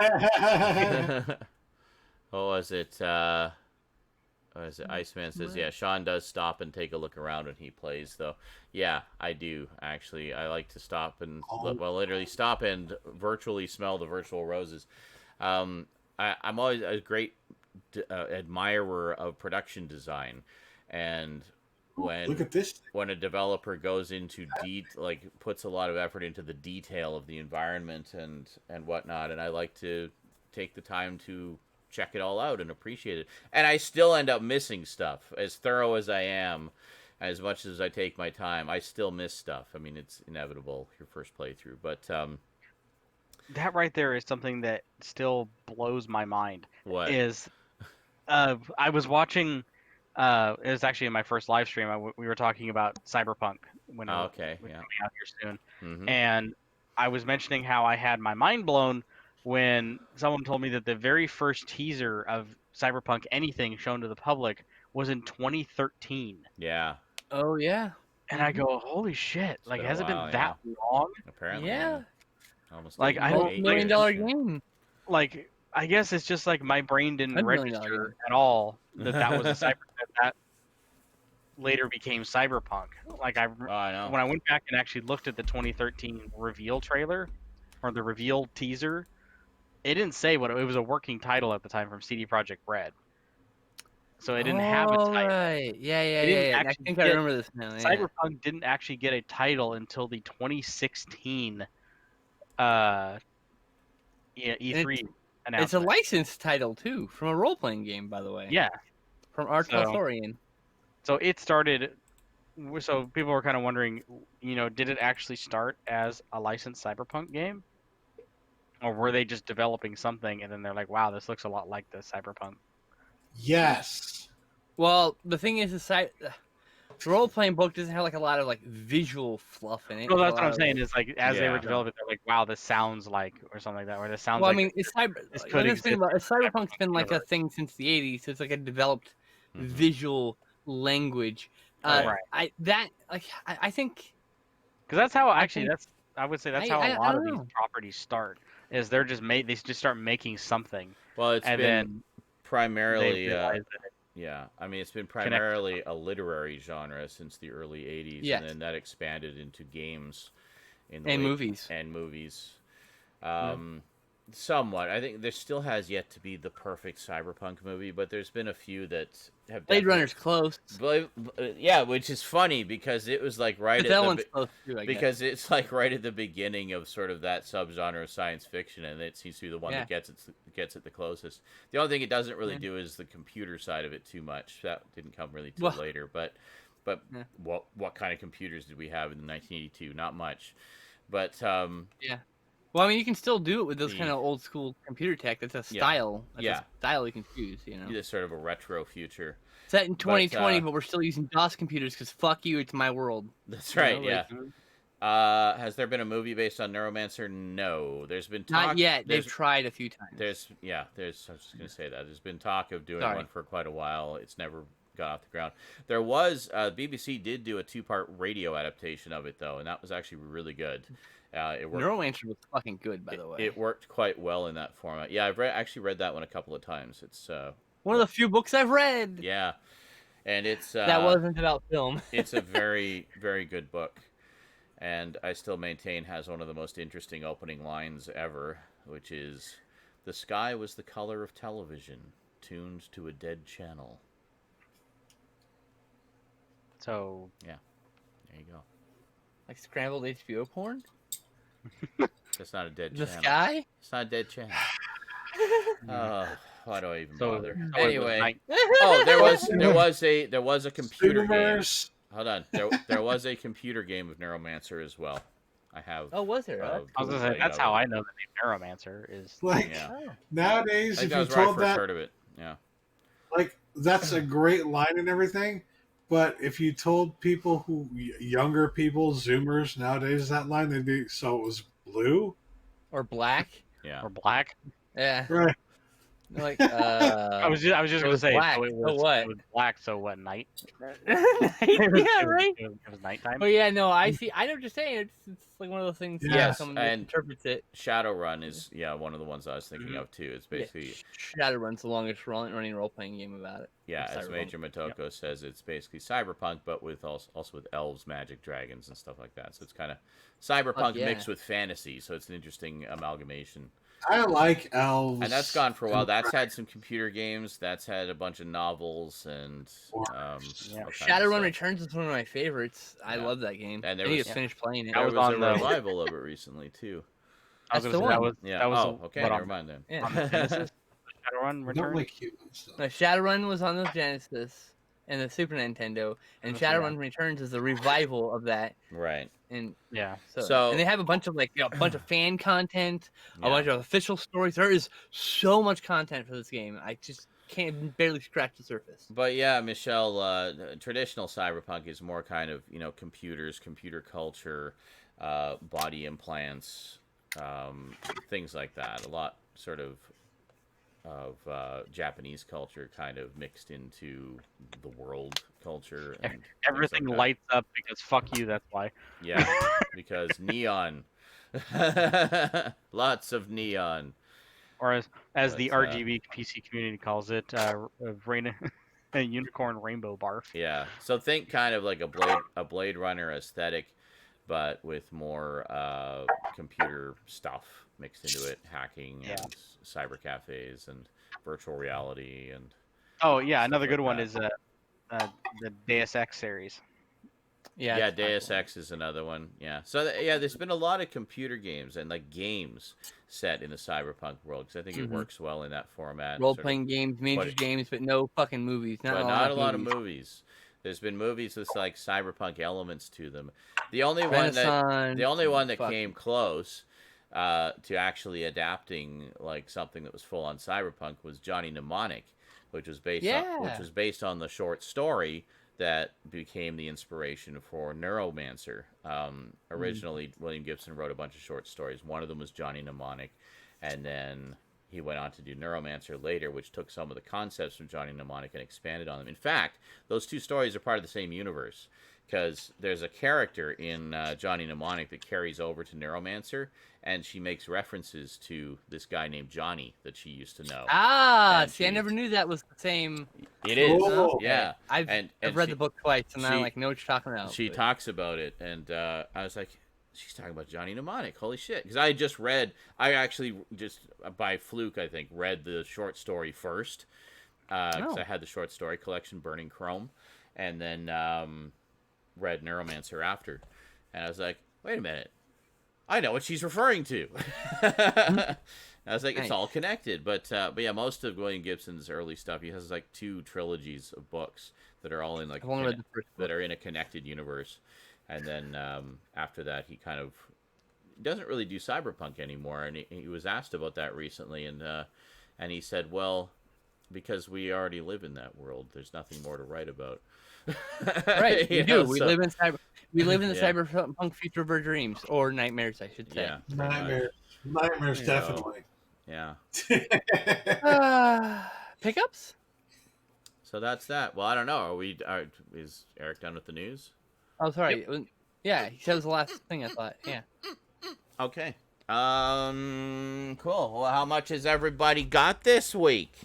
I've got 13 pickups. Wow. I have 4.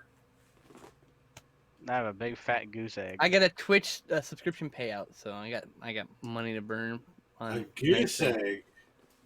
Mm-hmm. It didn't taste very We good. got 1 pickup then, eh? A goose egg. So I can't save any more money. I had like my maximum amount saved. If I save any more money, I lose my disability. So I just have to burn the money every month on things that I want. I have 16. I also support a lot of my What friends. the fuck? I do a lot of supporting my This friends. is basically the big Halloween haul. So pretty much everything came in this week. There's still a couple things I'm waiting Same. for, but this is most of it. All just kind of came in this week. So yay! Did you get anything, Eric? Nope. He said no. Oh, I Didn't get anything. I paid for the Doom Eternal expansion. Yay! May I please go Hey. first? All right, Yeah, I'm gonna go Carl, for can you- a short break just before we get into this.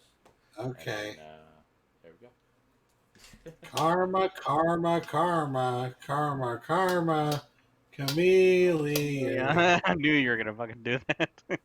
I'm trying to, not get the MCA'd. Honestly, if you actually tried to see it, we wouldn't get DMCA'd. Oh, That- that's- cool. That's such a mean thing to say. It is, Oh my but it's God. also true. Stop. Oh my fucking god, it was so mean. Oh my god. Blasted it. Even if you tried, you couldn't get caught. Yeah, you don't sing good enough to worry about it. You don't worry Oh about come on! When we were in a roleplay session, he literally played a character that sang badly. Oh. So it's just it. I think the next time he plays D&D, he should play a bard that does karaoke. Oh my god. Do you want to cause the apocalypse? Ah, that'd be hilarious. What are you talking about? He buffs you every time he sings Piano Man. Shut up. Now I will play He the. starts singing Piano Man, and all the other characters are just like roiding up like freaking Goku and Dragon Ball They're Z. getting They're like, angry because it's wrong. Yeah, they're like, I can't believe he's singing again. Now I will play without instruments the instrumental theme of Careless Whisper. Oh,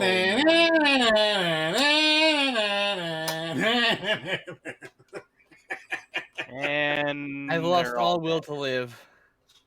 Whisper. What the fuck are you talking? Stop it. Bad. Bad. Oh god. That's such a good day today. Fuck. It's so rare. Well then, get a hug from a cat. You have a cat, right, 007? What? Oh, I thought you were talking to me. Yeah. Fuck. Your cat and hug it.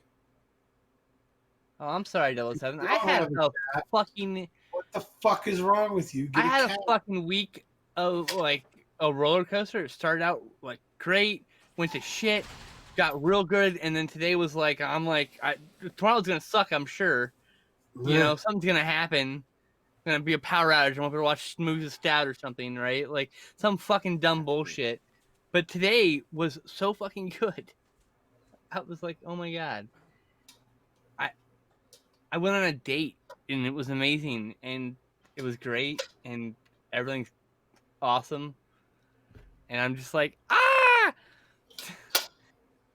I just what? I don't, good things are happening. I don't understand it. And I'm not used to this. It's been so bad this year. It's been such a rough year. Had like exact 180. Like, what? I don't even know. It's just talk a little bit more about it when I talk about Tremors because I watched it this week. It was the first Tremors? Yeah, she'd never seen it. How So that many was her first times have date. you watched Tremors in the past few months? I have seen Tremors in the past few months twice. I've seen Tremors in my life about 200 and something times easily. Mm. I actually kept count for a while there. I was over 150 at one point. It was on TV a lot. I mean, like every fucking week for a while there. And I watched it every fucking day for a while there too on VHS. I was obsessed with that one and the sequel. I watched both of them like back to back every day for a while. I watched The 13th Warrior every day for a while. Godzilla 85. I got obsessed with like certain movies and I just watch and observe every frame. Transformers the movie, G.I. Joe the movie, Ernest Saves Christmas. I mean, like, One of these things is not like the other. what? Ernest Saves Christmas, right? You're It's a like great fucking movie. you're like What are you talking Transformers the about? movie, G.I. Joe the movie, and then you're like Ernest Saves Christmas. I'm like, one of these things is not. Well, there's no other the movies left. I'm sorry. Oh, Josie and the Pussycats. I had that in DVD in the early 2000s. I watched the fuck out of that over and over again. Josie and the Pussycat. I also bought the soundtrack and listened to it over and over again. I still listen to it randomly. It's fucking That's, great. Quick. movie By you the- made in it's the by- late doing 90s. this on purpose. He's by the lady who did Letters to Cleo. She's got an amazing voice. Yeah, it is the one from like the late 90s or early 2000s. 2001. Yeah, 2001. The lady, Letters from Cleo lady, I can't remember her name, but she's got an amazing voice and she sings all the songs in the That album. was surprisingly good because I remember everyone thought it was going to Well, suck because of like. Not only is it surprisingly good, but it's actually like crazily subversive because it's like it's using the money of brands to use product placement, right? But it's doing so in a way that mocks the concept of product placement and brands themselves entirely. The whole movie's a mockery of product placement and brands and the corporate attitude towards art, right? And those fucking people paid for that movie. The movie deserves to be in the Criterion Collection. Are you kidding me? It's so fucking good. It's totally underappreciated. I'm one of Yes. I'm one of tens of fans. All right, we're adoring fans. There's a Twitter Amalgam Comics, but they also like run. I can't remember his other account where he like watched Josie and the Pussycats every day for a year last year. Josie and the Pussycat. And talked about something new every day about Josie and the Pussycats. Imagine watching that movie 365 times. Welcome back. Thank you. But, you know, back in the day when you had something on VHS or whatever, and that's all you had to watch, and there was nothing on TV, you'd watch the same movie over and over and over and over and over again. I grew up without a lot of friends, so I had a lot of movies. So I had like 30 VHS growing up. But I can watched tell all you, of them I've over and over seen- again. Yeah, same. I've seen Maverick at least like 40 or 50 times. Oh, easily, just from the TV view, easily. Plus, I Thank had it you, on Joe. DVD. Okay. Maverick's great, actually. I hate it for years, but I come around on it. Maverick's great. I take it back. Okay. Stoudman. What did Oh, you get Justin to go this week? First, you son of a bitch. Stoud I only always have goes 4. first. Well, I was requesting to go first, I said. It's garbage, Stoud, you, me. So Anyway. today I got Onward Uh-huh. in Great. 4K Oh, very nice. Generic for slipcover? $10. Generic slipcover. Huh. Well, it's because it's for Because either it's one, right? It's not It's the- totally generic. It's nice. it's the Target Special Edition version. My or point, whatever. generic meaning it's not branded as 4K or Blu-ray on the Oh, slipcover. I see. Okay. That's what I Gotcha. mean by I kind of generic. like I that see. Right. though. Wasn't insulting But- the artist here. I thought you were insulting the slipcover. No, I was I see. commenting Okay. on how they didn't It, mark it. it does have this Yeah. problem. That's because the Blu-ray case is slightly thicker. That's okay. That's fine. That's what it goes. But anyways, this was only $10. It just came out like last year. Nice. So I was like, fuck yeah. They're putting all of their fucking special edition Target exclusive Disney releases on clearance now. So get them it's while like you can. They're going to be collector's items. I have to get a 4K Disney release for $10. It's like, yes. I don't think they're ever going to be collector's items. They're just going, like, they're probably not going to be less than that ever. No. Actually, Blade, it's called an O-ring. And then You've asked me that before, Rogue Nutter. I do not have Downfall. I don't really have any interest in it. Ever since I was playing the game that shares a similar title and is completely unrelated, you've been asking me about that movie. I do not have it. I do not want it. I have not seen it. I don't care about it.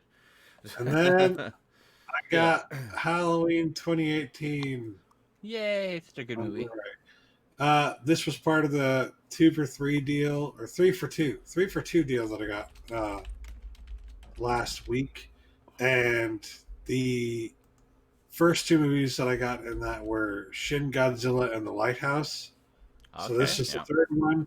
And I paid $20 total, which means this was like $6.50 or something like that. Nice. So have you have you seen that one yet? Last time I saw this was in theaters, which is why I wanted to get it. Yeah, it's very good. I saw it not that long ago. I loved it. I thought it was really great. good. I really liked it, And then I got my Amazon gift card in, so I used it on I did too. Candyman Farewell to the Flesh, the sequel. That's what I used mine on very too, nice. actually. Is that the I did the same thing. Is that the Scream Factory one, I assume? Yeah. Yeah, that's the reverse. It's a reverse cover. Yes. Yeah, I like the reverse cover better. It is out of print, so get it while the getting's good, folks. I got worried at first because I ordered it and then the fucking package never arrived. So I had to contact Amazon and they're like, yeah, we'll get you a replacement out there. And apparently they still had more copies left. So excellent. Iceman says 6.666666 is 20 divided by 3. Oh, no. Or 3. He says it's 3 divided by 20. I think he meant it the other way around. Equal price for Halloween. Perfect. Paid the devil's price.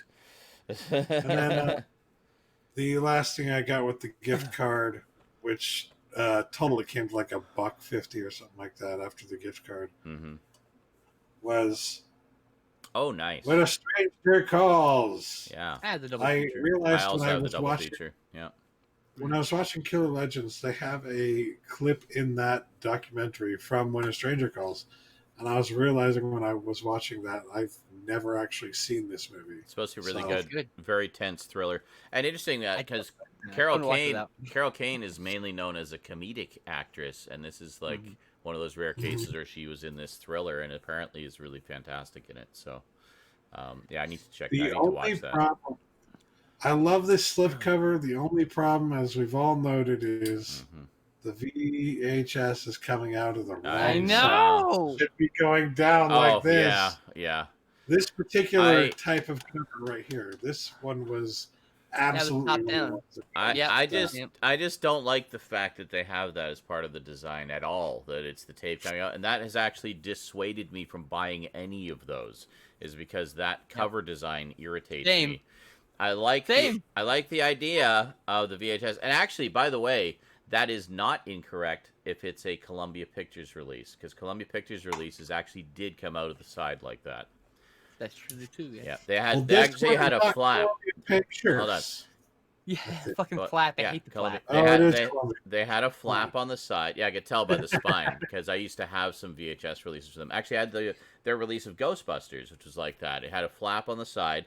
On one side was the generic Columbia Pictures, Trajan font or whatever they used. On the other side would be the movie logo version of the font. So I always had it to the movie logo side for Ghostbusters. Here's looked very nice. Yeah, here's what I don't get. Like, look at Pulse. If you look at Pulse's cover, they mimic the cover perfectly without actually having to have a fucking VHS stick out the side. So why don't you do the same thing with that? I know. Literally, it's the same kind of release, too. I know. Pulse meant to look like that kind of, with the red border and everything. There was a bunch that Universal put out that were actually in a clamshell case, looking like a VHS case. Those look pretty cool. Those would be cool. So they'd have a clamshell. You'd open it up, and it would be the hub for the Blu-ray inside.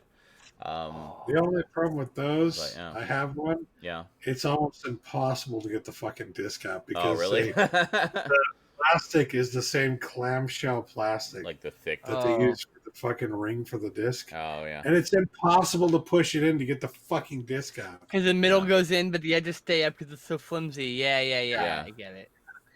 Fuck's sake, that's horrible. Yeah. Good display piece though. Oh, absolutely. And that's the main reason you would get it anyway. But yeah, it's true. Thanks. That's it. That's There all you I go. got. It's a nice stack. Good stack of stuff. Yeah. So yeah, I like Skinslip have the double feature with When a Stranger Calls, and I forget what the other one is, but it is Happy Birthday to Me. that's what it is. Yeah, and they also re-released Happy Birthday to Me in one of those cases. Yeah. But then they also released Happy Birthday to Me on Scream Factory release. Maybe. I think they had Oh a yeah, collector's edition. I think they did. It Maybe might have that. been Arrow. I don't remember though. Maybe But yeah, Arrow. there I is don't another- remember. One of their Someone out of print. Someone double released it, I features. think. Yeah. Yeah, the double features I out was of print. looking into that one actually because Mill Creek released their Yeah. a reversion of that, just the Mhm. movie alone. See, Michael says, honestly, the best VHS style packaging is the Target exclusive version of the Stranger Things season 100%. sets. Yeah. I have Yeah. Agree. I have the Blu-ray of the first season. I don't have the second season, and they have not released the both. third season. I guess they're not doing any more. Yeah. Interestingly They enough, are- the Blu-ray and 4K editions have different VHS style covers Yep. for both. So if you're a collector of packaging, worth it to get all 4 sets. So Are we just gonna stare at Stoudman play with his fucking reaching Yep. tool there? totally. That's That's entertainment.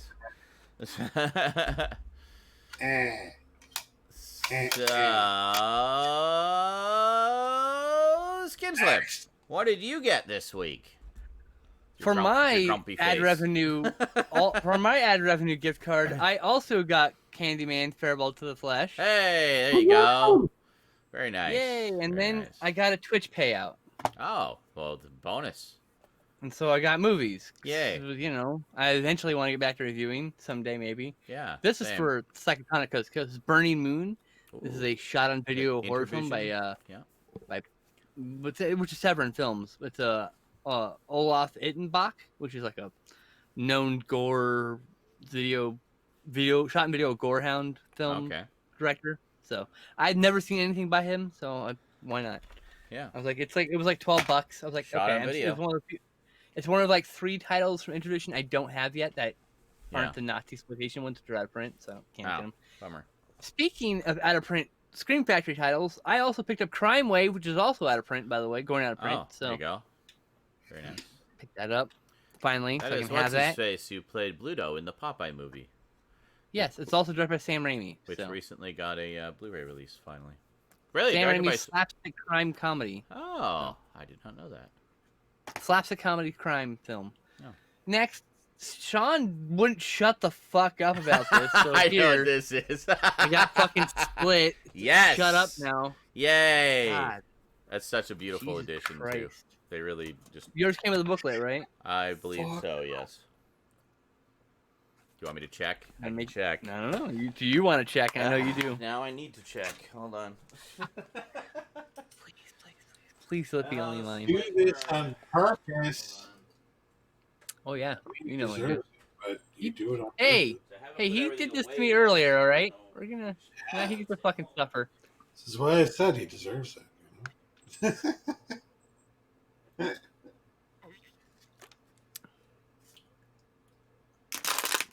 So I had a fantastic day. Well, for the most Yay. part, there's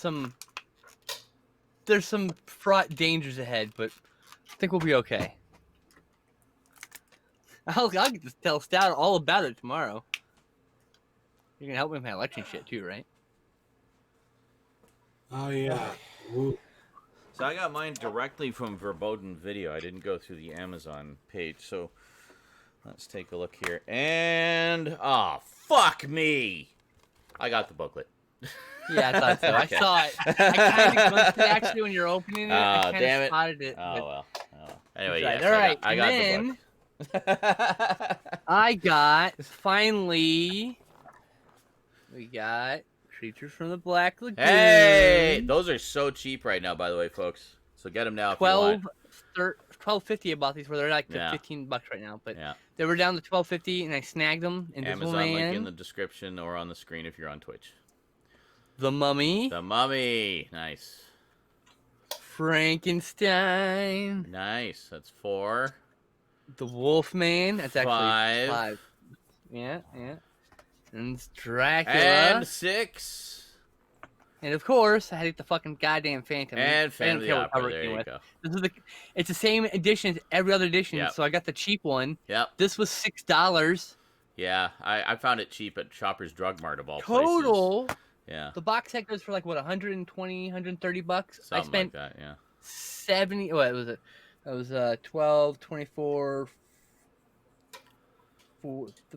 12, 24, 36. I've spent like $72 total. Actually, I think the complete set goes on sale for about that much too, but it wasn't on sale recently. no, not this year. It's nice. I think the complete set's actually out of print. It seems to be going I saw it up in in stock. price. Did you? But Okay. yeah, it was. Maybe It was just expensive. maybe it was just out of It stock. was expensive. It was like $100 something dollars. So maybe it was out of print. But still, that is a hell of a deal for all of those. Yeah. Like holy shit. But anybody who knows me knows that I like to sort by alphabet, so I would prefer to have it this way anyway. Yeah. So I can put it on the shelf. So you're not going to keep the Universal Monsters in a Universal Monsters section together? No, this is not your collection. Once again, this is my collection. But you'll put all the Intervision stuff together. You'll put all the No, Arrow I don't. stuff together. I was just doing that because I was stressed out, and so I do sorts where I sort okay. my movies one way and then go back to alphabet. Just Trust me. Why not just have it cares. alphabetically within that collection then, if that's how you want it? Like, why does it bother you so much? It's my collection. Because it's the Universal Monsters collection. It is that it is in the U section for Universal Monsters. In your collection, yes. No. In mine, it is on the Classic Monsters it shelf. must have to be this way in all collections. I'm sorry, Gatekeeper. I could have my collection however I want. Don't try to turn this into a thing. I'm just asking why you wouldn't have them together because they're part of the same collection. When you look at the spine, it says Wolfman. That goes in W. Uh-huh. So it goes next to Wolfman, the remake. Oh, my God. Don't ever show me your shelf. It'll just give me a heart attack. Well, it's alphabetical. Strictly so. Have your shelf Yeah. Uh-huh. I put fucking pictures up all the time on my Twitter. You'll find them eventually. Cool. So what else did you get? What I got for my own money, Uh-huh. what I spent this month was this. I bought this. I've not seen this yet. Mm-hmm. That's the new one? Yes, it's the Shriek Rounds, number 7. Yeah. Actually, Princess Strega watched this, so she'll, I still have only seen the first one. I plan to pick up some form of collection of them at some point. And then, of course, I pre-ordered this, back in July is when it was announced or whatever? Mm-hmm. No, it was in July. It was July, June, July. Oh, it was August, I believe. Mm-hmm. Yay! Finally! Hey. Yes. Finally. Now, this I paid for, but I had saved up for months for this, honestly. Yeah. I basically didn't. I just saved up for several months for this thing. I busted the bank to get that because I just wasn't able to save because of circumstances. Yeah. All the Universal stuff that was from the gift card from my subscriptions from Amazon, the stuff I earned with my hard work. Very good. There's a troll who likes to post to my Curious Cat about how I should get a real job. And I'm just like, you know what? Literally every single live streamer has that troll in some form. And you know what I do? Bro, look at all this cool shit I bought. With my not real job. Yeah, exactly. I mean, I'm astutely aware that once I move, I will not have the ability to buy practically anything. Yeah. Because I'll be paying for my bills, which will be much more higher than they are now. But also, it'll be you and Stoud sharing those bills, so you probably have something. I'll get a couple Blu-rays a month. Yeah, that's about it. But it's not nothing. You'll get something. But it'll be not a lot. Because some months will be nothing. You'll just be like super selective. So you'll have the most intensely curated acquisitions. It'll be like, I only can afford this one because this was $35.99. Thanks, Blue Underground, with your limited editions. Yeah. Oh, I can only afford this, and I can't afford anything next month because I'm overdrawn because I had to buy the Synapse Steelbook. You sons of bitches. Mm-hmm. Yeah. Fuck's Good I'll times. adjust. I'll be right. Yeah, you'll be I'll good. still if you pick up, and and I say that, And there'll be my sales. money will be limited, but it'll be like that until my Twitch builds up. And right now, I've got the more subscriptions I've ever had before at 20. There you go. So You're getting there. Before the highest I got was 7, 8. Yeah. So I'm doing pretty good It's right like now. I'm pretty almost happy 3 with where I'm at. times the number. I mean, that's Yeah. impressive. Yeah. Thank you, Cyber6, for visiting my channel when you're a drink and buying 5 subscriptions. So that helps. He did that on mine too. It was wonderful. Nice. Love Cyber Yes, 6. I appreciate it. Thank you so much. I love when he comes to my channel. We'll drink. Well, drink. Yes. For anyone who doesn't know, he typed it in our Discord. He's like, I'm drunk, but he typed, I'm drink, and so now he's just drink from now on. I'm drink. Here's some money. Here's some subscriptions. Here's some more money and more subscriptions. Yeah. But yeah, I'll I'm adjust. so drink. But like I'm exploiting my cushy lifestyle that I will not have forever, and to get things. Yep. I've Absolutely. to rub it in your face. Rub it in the face. I have over 1,000 unwatched movies in my collection. Yeah. Do you know what's gonna happen when I have the money? Watch them. I'm gonna Yep. watch them all. Yep. I know. So honestly, I think a lot of people like that it is out of jealousy because they are stuck in a rut. They are in a job that they hate, and they feel like everyone should be suffering the way they are. And exactly, and that's it's like I empathy is difficult but always necessary. Hey, thanks, Sentai Rainbow. Really appreciate that. You're gonna love it. It's such a great set. I've watched all the movies on it. I still need to review all the movies on it, but I've watched them all. It's $70 on Monday. Oh, see, there you go. There you go. Yeah, but I got this before Monday. Yeah, no, so you got it ordered a while ago. But the individual sets have been on sale for a little while. So if like me, you were collecting the individual sets or have a couple and just want to get the ones you missed, or just don't want all of them, only want some of them, now's a really good time to get them because they're super or you're an cheap right apparent crazy person who sorts your collection by alphabet. Yes, you and maybe mad want woman. to break them up. I was gonna say, they look so beautiful in uniform. When I they're love together, your shelf, Eric. I don't hate anyone's shelf. I fully understand I know. shelves are self-expression. I look at it and I go, I know. Sure. We're just taking the piss. But Look at my shit. You love it. all right, is that everything for this week? That's a lot of shit. That is a lot. Is that probably all won't you have another got? Like, pickup. geez, you call that? I probably those won't pickups? have another pickup like that Yeah. for the rest of the year. No, it's honestly my pickups are much the same fucked my way. bank account hard. So enjoy this explosion of stuff while you can. And I'm sorry that I'm so blown out here. It's because of where the light is. So maybe if I have. You have to move the camera to the right just a slight bit. no, that won't work because then I'll be off center. There, I'll just move the light. See, that's better. Oh, whoops. Yeah, it works. Fell, Whoa. and it fell over. Hold on. Exclamation point apartment in the chat, please. Okay. Apartment in the chat. Exclamation point apartment. That's Thank okay. That'll work. All right. Here we go. So, of course, just a brief refresher of the memory here. You might recall I also got this last week. Hey, we can watch Jason Goes to Hell together finally. Yeah, well, once we get the corrected discs anyway, so. All right. Yeah.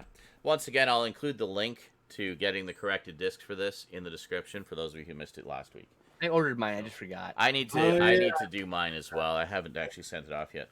So anyway, the reason I showed that is because when I got that, I thought, okay, time to stop waffling on some of the related or peripherally related other things. So this week, I also got His Name Was Jason, which I think is the 30th anniversary. Yeah, 30th anniversary feature-length documentary. Quite nice, 2-disc set. It's a 90-minute documentary from Anchor Bay and has a second disc full of all kinds of additional interviews and goodies. So, very nice little set here. This did come out on Blu-ray overseas. That one, I believe, is out of print now, but this is all we got here, so that's fine. We in the U.S. we got a double feature Blu-ray of the 2 documentaries. Oh no, the other 2 documentaries. Sorry. The other 2 that you had. Sorry. Yes. Then I also had to get this Crystal Lake Memories. This is the one we got the double feature of. It has this with that one with Never Sleep Again because they're by the same people. This one Right. is apparently a 400-minute long documentary with piles and piles of extras, and it also has a commentary track. So a It covers commentary every single movie about and the thing. documentary.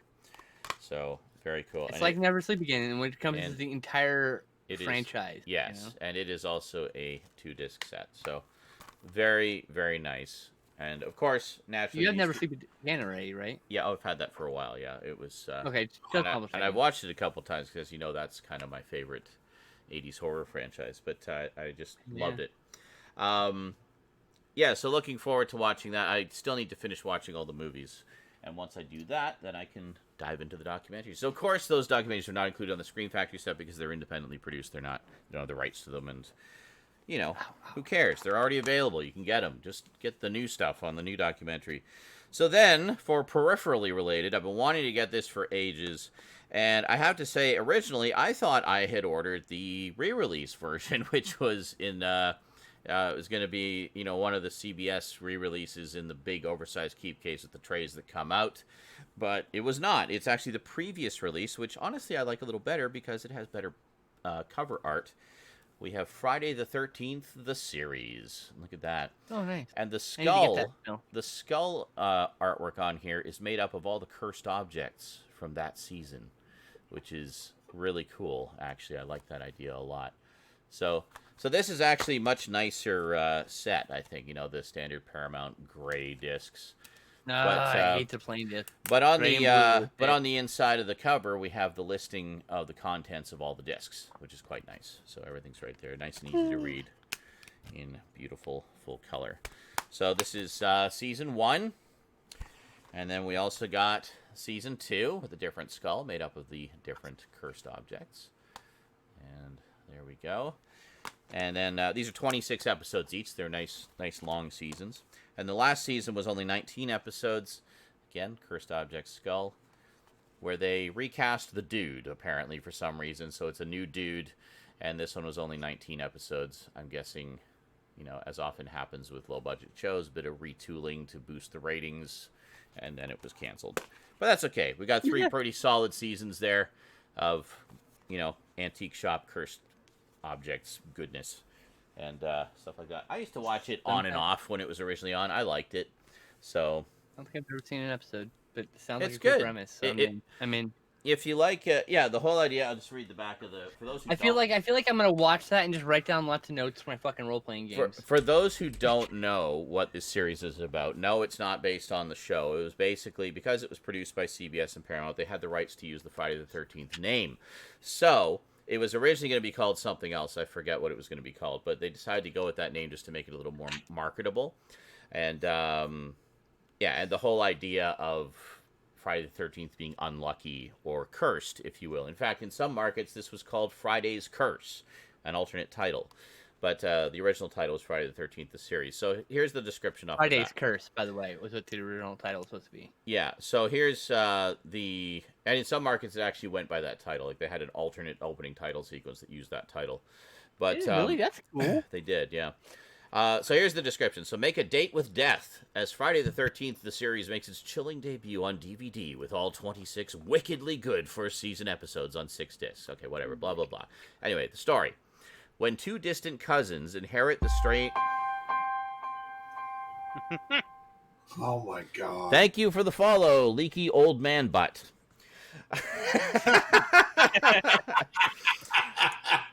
Oh my god. When 2 distant cousins inherit the strange Curious Goods antique shop, they soon discover that their deceased uncle paid the ultimate price for the hexed items in the store. His soul was claimed by Satan.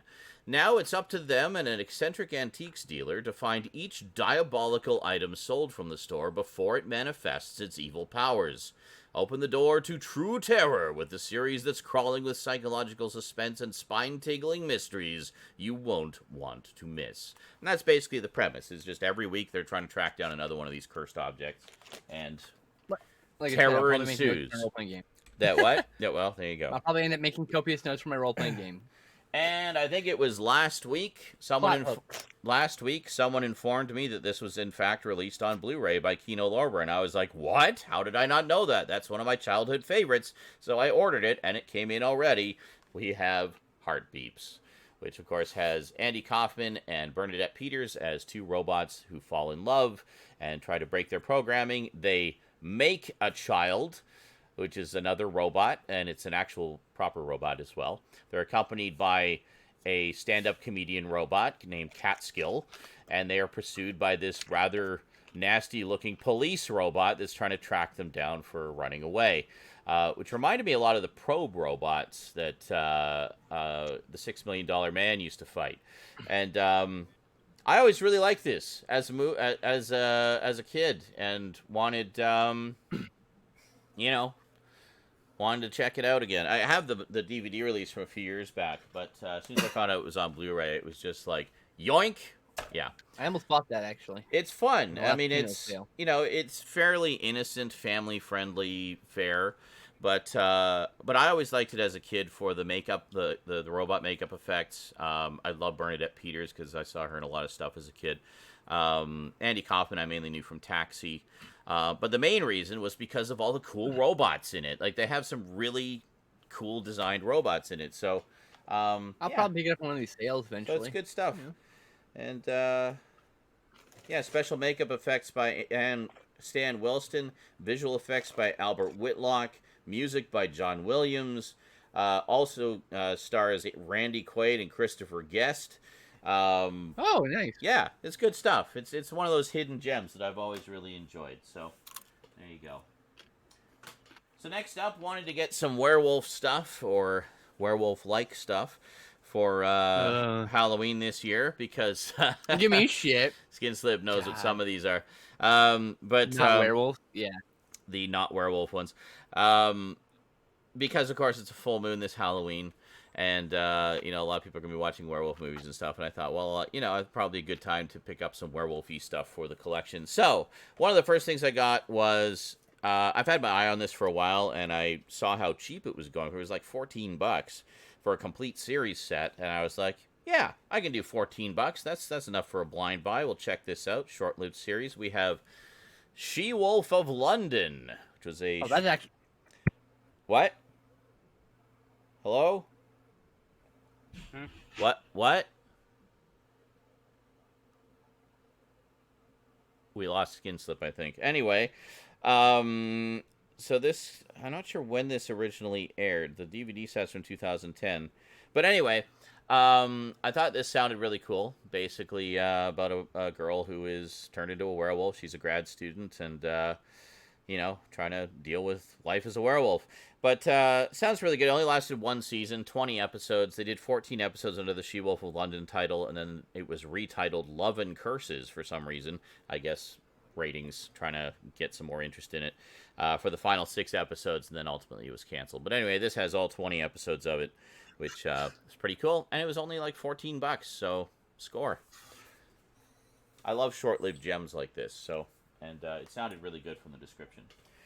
Next up, this just looked like a good, fun, straight-up werewolf movie, fairly recent. For the longest time, I thought this was a sequel to 2010's The Wolfman, but it's not. It's nothing to do with it. It's a standalone thing, but kind of in the same spirit, I guess. We have Werewolf, The Beast Among Us, unrated edition. Yeah, this was also, like, super cheap. This is basically a bargain bin title now, but... Jesus, that looks like a fucking asylum film. It's not. It's Universal. It's Universal, but, yeah, I know. But it looks like an asylum film on that fucking cover, I'm just saying. It does. It kind of looks like this is the movie Asylum put out to cash in on the werewolf, right? Or the Wolfman at the time, but nope, this is an official Universal. You have to tell me one. how that is, because it looks like trash. I don't know. It sounded fun. It's My kind of trash. It looks like trash. It's got Stephen Rea in it, so, there you go. I don't recognize any of the other actors in it, but yeah. Anyway, cool. Well, who cares about that? And then the most werewolfy werewolf movie that ever werewolfed, I got Wolfen from the Warner Archive collection. It's at least related. It's at least peripherally related. It's about some man wolves or something like that. But it's and kind of a period piece, and it has Daddy Warbucks himself, Albert Finney, in it. So there you go. So yeah, and Gregory Hines. Actually, young Gregory Hines is in it. So you can't really see too well, but that's Gregory Hines there. So yeah, there we go. Nice disc art. I don't know why he's so small. He's definitely a big. Definitely a bigger part of that fucking movie. I don't know. Maybe they wanted to just Anyway. focus on the one of Albert Finney having a nice little chat with this wolf dude. But anyway, Racism that on the one. call. And this one is definitely pushing it a little bit. It's not a wolf man, but a man who turns into a wolf, and a lady who turns into a hawk. We have Lady Hawk, which also stars... Not a werewolf movie. Which also peripherally related. The man turns into a wolf. End of discussion. Anyway... It's a wrestling movie. Anyway, also stars young Matthew Broderick the year before, a little movie you might have heard of called Ferris Bueller's Day Off. So this is like right on the cusp of him becoming a huge star. I think he had done War Games at this point. Yeah, he did War Games at this point. So he was still, his star was on the rise, definitely. But we got Michelle Pfeiffer as the Lady Hawk, and we have Rutger Hauer as the Man Wolf. So very cool. Anyway, looking forward to checking this out. I'm pretty sure I've seen it like years and years and years ago, but I remember nothing. So I love the movie. It's just not a werewolf movie. I will effectively be watching this totally 100% werewolf movie effectively for the first time, and I look forward to it. Now, Going to sorry, hell. you cut out for a moment when I mentioned She-Wolf of London. You said, that is actually... And then you like just disappeared. I was not talking to you. I read something, Oh. and so I cut myself off because I realized I wasn't muted. Oh, okay. Never mind. That's why I was like, "Shut up! Just go on." I was like, Oh, "Stop, we all stop." thought you were talking about She-Wolf. I'm like, oh, you've heard of this one. And it's apparently No. what? Crap? Nope. Good? No. No, I haven't seen it. I have not seen Okay. it. No. It sounded, I read the description, it sounded interesting, and it was cheap, so I was like, why not? Now, this one, I'm not sure if this is really a werewolf movie at all. I mean, it's kind of hard to tell. It might be more just of a war movie, I think, and just kind of, a name only. We have dog soldiers, so... Finally, Yeah, so anyway, this is out of print, and I wanted to grab it before it was gone forever. So Assault and Precinct 13 with wolves. perfect. That sounds awesome, actually. It is. So, who directed this? Neil Marshall. Yeah, Neil Marshall's good. I liked a lot of his movies, actually. The Descent, Centurion. Some episodes of Game of Doomsday. Thrones too. And some episodes of Game of Thrones. That's right. Yeah. No, he's great. He does some good stuff. Good shit. He's worked with Axel Carroll on a number of Centurion movies also just who I underrated, really like. by the way. Yes, it is. I need to get that one again. Actually, I remember really liking it. I So- also need to get it again, actually. So anyway, saw this is out of print. It's no longer available on Amazon CA. Amazon.com had it fairly cheap. Still had some in stock, so I grabbed it. Same thing with one that I haven't got to yet, so never mind. Then we got... Shit, did I show those ones last? I can't remember if I showed them. I'll show them again. I think I showed them. Might have a couple more this week, but one of the ones that Stout and Skinslip showed, we had Candyman, Farewell to the Flesh, and the original, which I think I showed last week. I can't remember, I but think you should have left. yeah. I think that's why we ran out and got the second. Oh, because this Yeah, one's out you of said you were print. out of print. This one's out of print now. Yes. And like literally the next day Yeah. we got our Amazon payment, so Yeah. it was like Okay, there we go. independently. So- By the way, we independently bought them both. What? That's funny. Hold Yeah. on, we gotta address something. Who the fuck even are you? You haven't even bothered fucking opening them and taking out the I shrink know. wrap? Still, like a week I don't. later. I'm like, wait, whoa. When were you replaced by a pod person? I usually open them as soon as I take them out of the bubble wrap, but for some reason I haven't opened those yet. I don't know. Where is Sean? Maybe What I'm have you waiting. I know. Maybe I'm waiting for the third one to arrive so I can open all three of them at the same time. So, No. anyway, done? I'm like, Same format. You don't even put those movies together in the same shelf because they're not the same format. what? Yeah, I will, because it's the same series. In that case, I will. Just like with Ginger Snaps 2 and 3. They go right next to Ginger Snaps on the shelf, the Blu-ray. Motherfucker, I'm so sad 2 doesn't Yeah. have a Blu-ray. I really want it on Blu-ray. I'd like to have all of them just for consistency, True. but, you know, Well, 3 I'd still like to see. I'd probably buy it also because it's still good. yeah. Of which, Candyman? Ginger, Or no, Ginger Ginger Snaps. Snaps. Ginger Snaps, yeah. Yeah. I thought- Candyman 3 is not good. I thought you said you liked 3 better than 1 with Ginger Snaps. No, like 2 better than 3. Better than 1. Or not better than 1. Better than 3, better than 2. No, three I didn't think was very Right good. now. Oh, okay. I haven't seen it in a while, so I would like I I'd buy like it and rewatch it. fifth Honestly. Okay. one. I have only seen one, and that was very recently. We talked about it, and thoroughly enjoyed it. I need to watch the other two. In the grand scheme of things, there are so few good werewolf movies that Yeah, part that's 3 true. is not bad actually. If you really think about it, Yeah. it's better than part 3 of the Halloween series. Fuck, There you go. Okay. that was painful. So, next up, I've been wanting this on Blu-ray for so freaking long. There was a Region B release a few years back, which I at least saw the transfer of, which was quite nice. And I was like, oh, it'd be nice if we got a Region A release. Well, Kino Lorber to the rescue. At long last, we have one of the big gaps in my 60s Doctor Who collection, Doctor Who and the Daleks. There we go. With Peter Oh, I Cushing. love that horror movie. That's such a great With- horror movie. I'd like to point out, Stout and I got this. Oh right, yes. Stout is looking at some clickbaity list today of horror, classic horror movies, and this was one of the God. this was one of the ones on the list. I'm like, yes, it's terrifying. There was almost no horror on this Yeah. list, and then they admitted they never really watched horror. And I'm like, I hate you. Garbage site, garbage article on a garbage site. Anyway, so Doctor Who and the Daleks. Nice selection of extras on here, including the 57-minute direct-to-video documentary Dalek Mania, which I remember seeing on a what the hell was it? It was like a Good Times video release or something back in the day. And yeah, so I don't know if that's been remastered to high def or not, but it's nice to have it anyway. And then, of course, we got the sequel, Daleks Invasion Earth, 2150 AD. And once again, with Peter Cushing as Doctor Who. Yes, he is Doctor Who. That That is cover his is name. so fucking cool. Oh, Cannot I wait to know. see that in That's person. great. Yeah, it's That's beautiful. the coolest thing Now- Doctor Who ever produced. Yeah. Now hold very on. Cool. Which Doctor is he? Which number? It would technically, well, there was only the first Doctor when these came out. So, yeah. Ah, So it is based on the first two Dalek stories from the show. okay. Slightly retooled.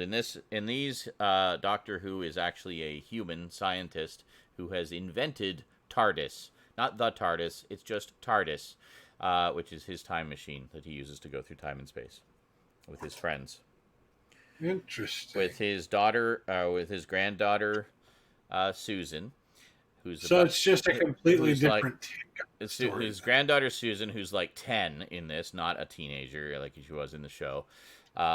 His other granddaughter, I guess, Barbara, and Barbara's boyfriend, Ian.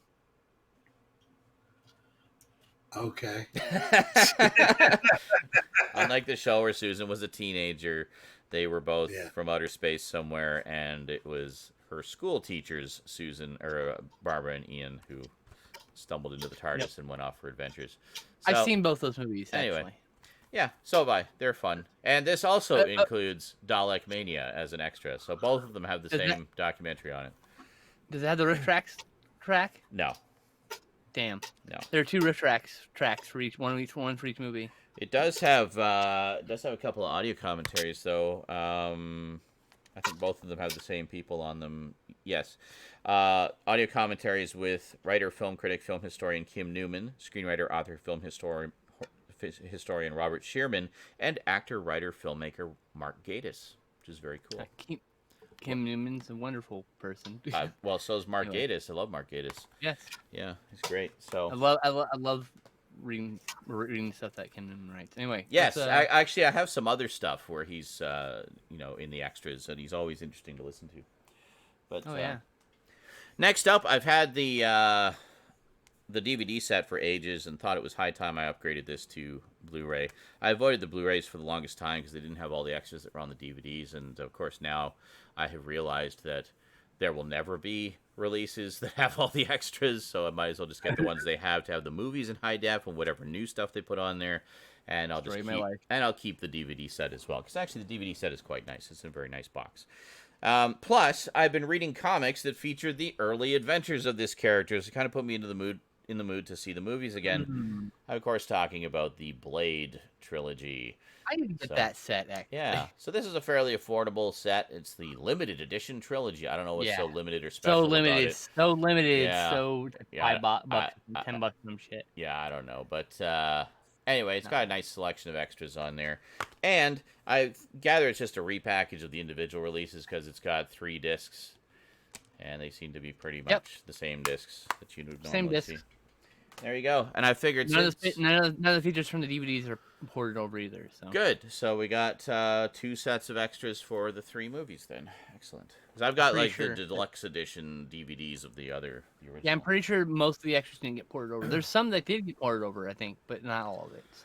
So then, DVD editions. Then I figured getting the movie, I should probably get this as well because it was really cheap. It was actually only $20 to get the complete series. So this is the short-lived Blade live action series, all 13 episodes, and yeah, I've never seen it. I heard it was actually pretty good, but this is it's okay. Quite a nice set. Big gatefold. It needed a bigger budget. Just well, a little bit. I'm sure it did. This is kind of on the cusp of when TV shows were still very much on a TV budget before they became. Yes, this is before like Walking Dead changed the fucking landscape. Before Game of Thrones and stuff like that. Well, and The Sopranos and it's there was a bunch of shows that kind of changed the landscape of TV and made it more movie-like in scope and budget. So this was kind of right on the cusp of that, I think. Yeah.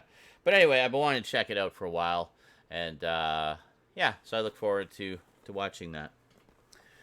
And then finally, I think it misses the point a bit, but it's all right. Oh, okay. You'll enjoy it. I'm sure I will. You'll enjoy it. Anyway, last but not least is a pickup, which is actually a gift from Rosie. Just a surprise sort of Halloween gift she gave me. Aww. And it is Alfred Hitchcock's Haunted Houseful, which is this beautiful hardcover book of ghost stories. And look at this wonderful artwork in there. Yeah, oh yeah, it is. This is from Mike. Okay. Right, I have a lower quality camera chat. I can't tell easily. Let me see here. It is. Oh yeah, we have like an illustrated Alfred Hitchcock there.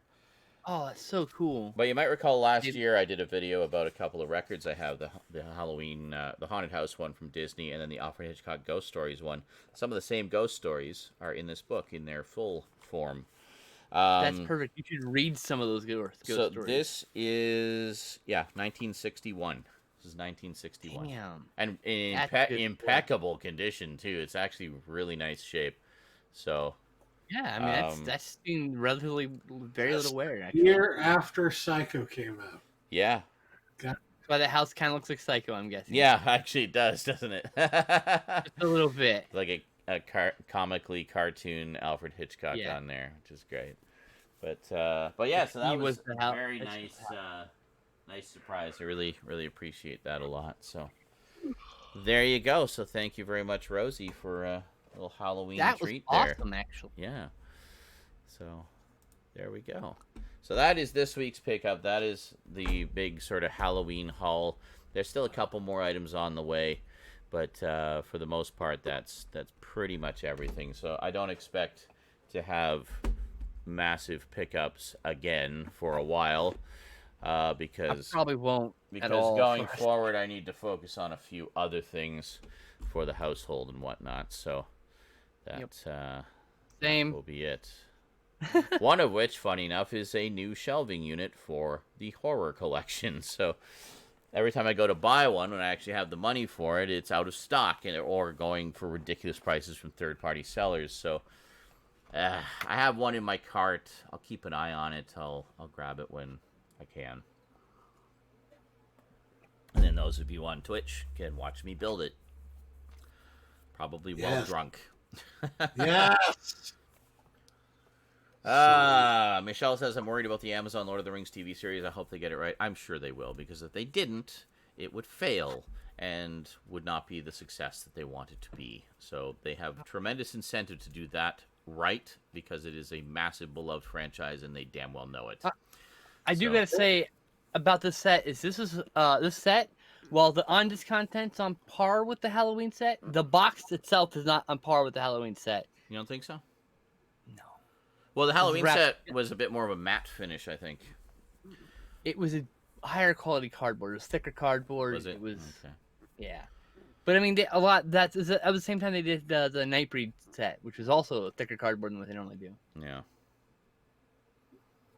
Drunken, expensive shelf building stream that will be so good to watch. Yes, absolutely. And thank you for the Amazon purchases there, Major Matoka. I'm assuming you're grabbing some of the stuff you're seeing in our pickups. I did also forgot to mention mine has a manufacturing error. Oh, what happened there? Oh, it didn't get cut properly, so I got like a little tail hanging off. What? That's annoying. Kind of weird, right? Yeah. It's not like not a huge game, not a huge jailbreak. Well, you're not gonna like, see it anyway, but like that from I'm rarely gonna see it. Yeah. Scream Factory. My Omen collection kind of has like that. Yes. Yeah. Very funny, Stewie one. But yeah, that wouldn't happen. A, because it would get annoying hearing the same song forever, and B, because the entire stream would get muted and I would get it demonetized. And Michelle and 007, we don't have a date and move out because Stoud is looking for other work, and when he finds it, then we'll be able to figure out when we can move out. Yeah. We're on hold. We're on hold because the pandemic fucked everything. Not really looking for other work though. Pretty much. Oh, I thought you were. Waiting for this one to fucking pan out or not pan out. I don't fucking know what's gonna happen. Yeah. So there you go. And then either he has to get new work or the economy will come back and travel will happen again. And he'll start to make money really, again. the fucking economy is crashing all around us. It's like falling all down around us. Not much I can do right now. I'm also waiting to see if I'm going to need to spend a lot of money on a fucking surgery. Oh, yeah. Exactly. A backiotomy. Says I need a backiotomy. That sounds like a sex move. It's a quote from Half Baked. Yeah, I saw the meme posted in the thingy. Doctor says I need a backiotomy. Yeah.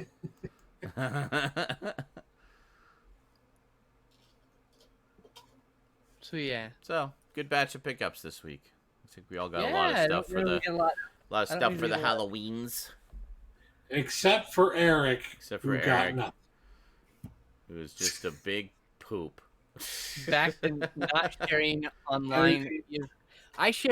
I get a box set one time. I get trolled for a week. My fucking money. I was like, okay, I get it. About what? Oh yeah.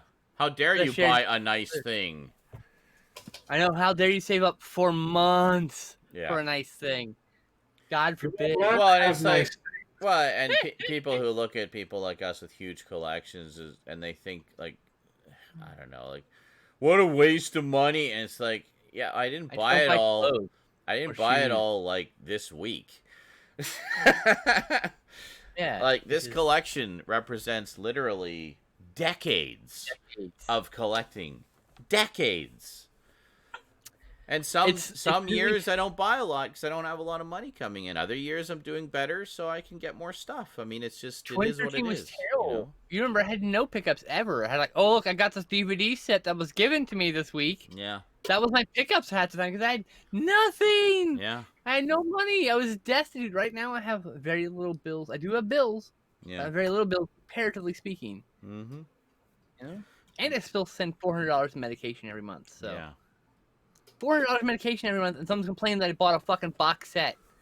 It's hilarious. I love it. And I just went, oh, and someone was complaining because I bought a fancy dildo. For those who don't want that image, I'm sorry. Everybody picture that in your mind now. It was an ooze from Wandering Bard Toys, but like I showed it on my Twitter, so you can scroll that if you really want to see it. Mm-hmm. It's a beautiful coloration. I can't show it on stream. No, obviously. And someone's like, why are you wasting money in buying sex toys? Like, well, first of all, it was from my payout from Twitch. Mm-hmm. Second of all, I can't put that in my bank account. Third of all, I can't save any more money. Fourth of all, I'm buying another dildo. That was like my response. Like, fuck you, buy another one. Whatever. Have a whole shelf of them. Fuck yeah. Behold, my shelf of dicks. I got custom poured one, so it's my color. Sex toys are fun, yes, of course. So it's like it's custom colors because I chose the colors, the combination, how it goes together.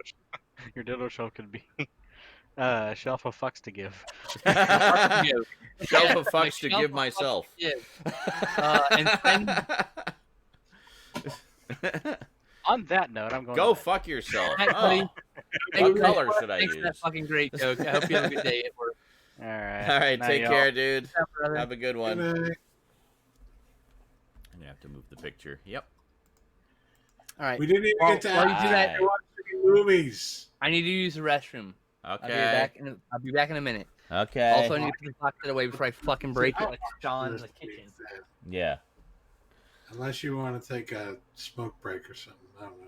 Why? What's going on? Do that while I'm talking about my movies anyways. I don't know. Did you watch some movies?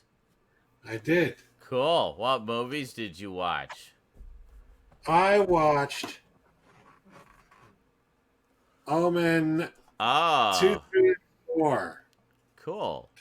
2, 3, and 4. And you had seen one before, I assume? The first one? I watched one last week. Oh, right. Okay. So So 2, The 3, first and Omen- 4.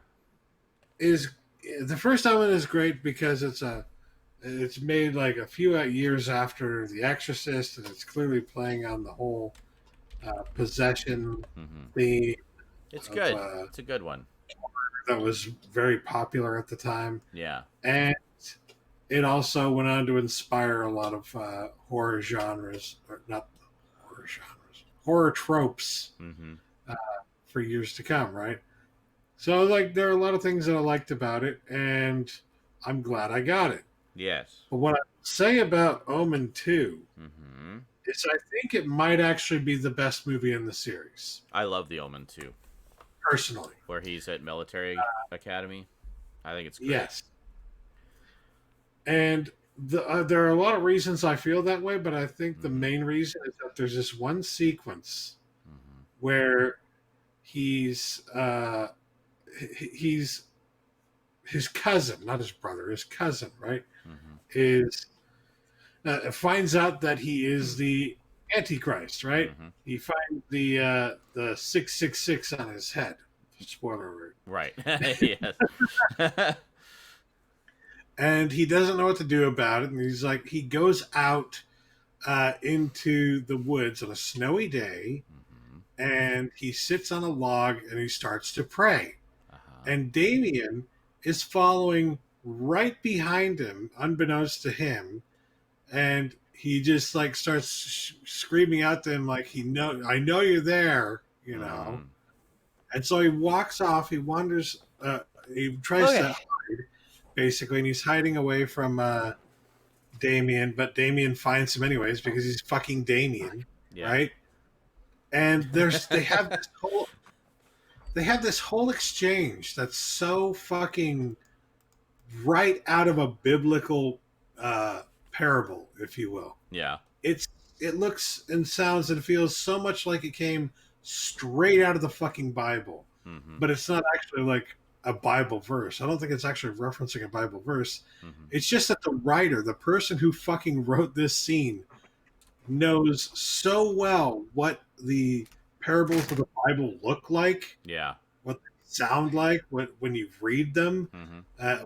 what you envision and stuff like that, that they just perfectly recreated what that would be like, but if it were telling the story of Satan rather than the story of Jesus. Okay. You know what I mean? Yeah. So that part of it to me was so cool because it's like, it really is like the most religious of this religiously charged fucking horror franchise. So Mm-hmm. that What scene, movie? Sorry. Omen 2. Oh, okay. Sorry. that scene was so fucking good, and the rest of the fucking movie had a lot of elements of that as well. So I really did feel like Omen 2 was better than the first Omen and the best movie in the series. I remember seeing some bits of that when it was on TV when I was probably a little too young to see it, and it scared the shit out of me. In particular, the scene that I remember, I've since seen the movies since as an adult, obviously, but one of the scenes that really stuck with me as a kid is I'm just gonna say when they're all out on the ice skating, and Oh yes. there's a moment in that which is absolutely horrifying, and like just imagining what it would be like to be in that situation was just terrifying Not just to to me. be the person who's suffering from that, but to be the person who's trying to help the person. Yes, it's Like, I think it's double. worse surviving. Double. Actually, Oh. being trying to unable Yeah. to help. I think it's even worse. Yeah, it's Fuck. just so terrifying, especially since as a kid Brutal. I would go out on the lake in the winter a lot to like go tobogganing or go snowmobiling or go skating, and so that scene in particular resonated very strongly with me as a kid, and just kind of built that fear. And it's like, oh my god, that's what would happen if if that happened. And it's like, yeah, but yeah, I got over it. I grew up. But then I saw the movie as an adult, and I was like, wow, that was really good. final conflict. I haven't seen that With one either. the strapping young Sam Neill as Look at adult that Damien. sexy bastard I in the know. front. I will say that Sam Neill plays an excellent Damien, Mhm. and there are at least a few scenes where it's just like he's just chewing up the scenery, playing the perfect fucking Damien. He is quite happy to be the Antichrist. He's content with Movie his itself, destiny. I didn't feel like worked as well as Damien 2, though. No, I didn't think so. It just either. wasn't quite as good, and I don't even think it was as good really as the first Omen. So Yeah, it's probably the weakest of the original trilogy. I agree. Yeah. Sam Neill's great, but it's just not that good of a movie. Yeah. A lot of people like it, but it's it didn't quite hit home for me either, as I recall. And there was The Omen 4. Now that's the which- best one of them all. No. This one is more of a stretch. Uh-huh. It's you know, we got that box set of the Amityville Horror Cursed anthology, Yes. right? Mhm. And all those movies are the definition of a stretch. Yeah. You know, Okay. Yeah, they're It's good, but they're a stretch. Yeah. right? This is even, I would say, more of a stretch than most, not all of them, but most of those movies. Mhm. And it just doesn't work. Yeah. And I really like. It's been a long Many time parts- since I've watched that. Isn't that kind? I know it's about a new little kid, a little girl this time, who's going Yeah. to be the new Antichrist because the last one didn't quite work out so well or something. It's like, Which is why I'm just like, so really? she's like their backup Antichrist, like the Plan B Like- Antichrist. Diet Antichrist. Too much. I don't from the final conflict, but it's pretty fucking final. Yeah, So yeah, it is. when you get to this, it's like, really? Oh, but It's like, let's try that again. anyways. And you may have picked up on this from the kind of low budgetness, but that was actually a TV movie, The Omen 4. Yes, it Yeah. felt like a TV movie. Well, It it's felt because like- it was. Yeah, There were a few stand-up performances, Yeah, but I kept my DVD of that for a long time. I still have it actually because it was the only one that wasn't available on Blu-ray for a long time. kudos I think- for trying to squeeze Damien story into this, which they Yeah. did. Yeah. But it's like, oh my fucking god! It Yeah. was the cheapest of fucking things. So, Mhm. yeah, those are the three movies I watched on my own this week. Well, there you go. So you haven't watched the remake yet, which I think is also in that set, right? No. Okay. I heard that one wasn't bad. It was a decent enough remake. But All right. yeah. So what did I you watched- watch, Skinslip? I watched 2 movies by myself, but they're after me and Stout watched our movies, so we'll go through our movies and then I'll talk about my stuff. So Okay. last week after S&I, we watched Us. The new Oh, Jordan yeah, Peele the film. Jordan Peele one. Yeah, Wow, that was fucking intense. Yes. Holy crap. yeah. I still think Get Out's a better film, but I Yes. like Us. I didn't think there was any problems with Us. Yeah. I need to see it again at some point. An interesting twist on Some the point. old sort of doppelganger idea, which I like. yeah, yeah. it's still I'm still having problems wrapping my head around how those things are connected, and I need to watch it again. I think to fully grasp. In the moment, I was like, "What? So wait, huh?" You know, it's just like so much stuff.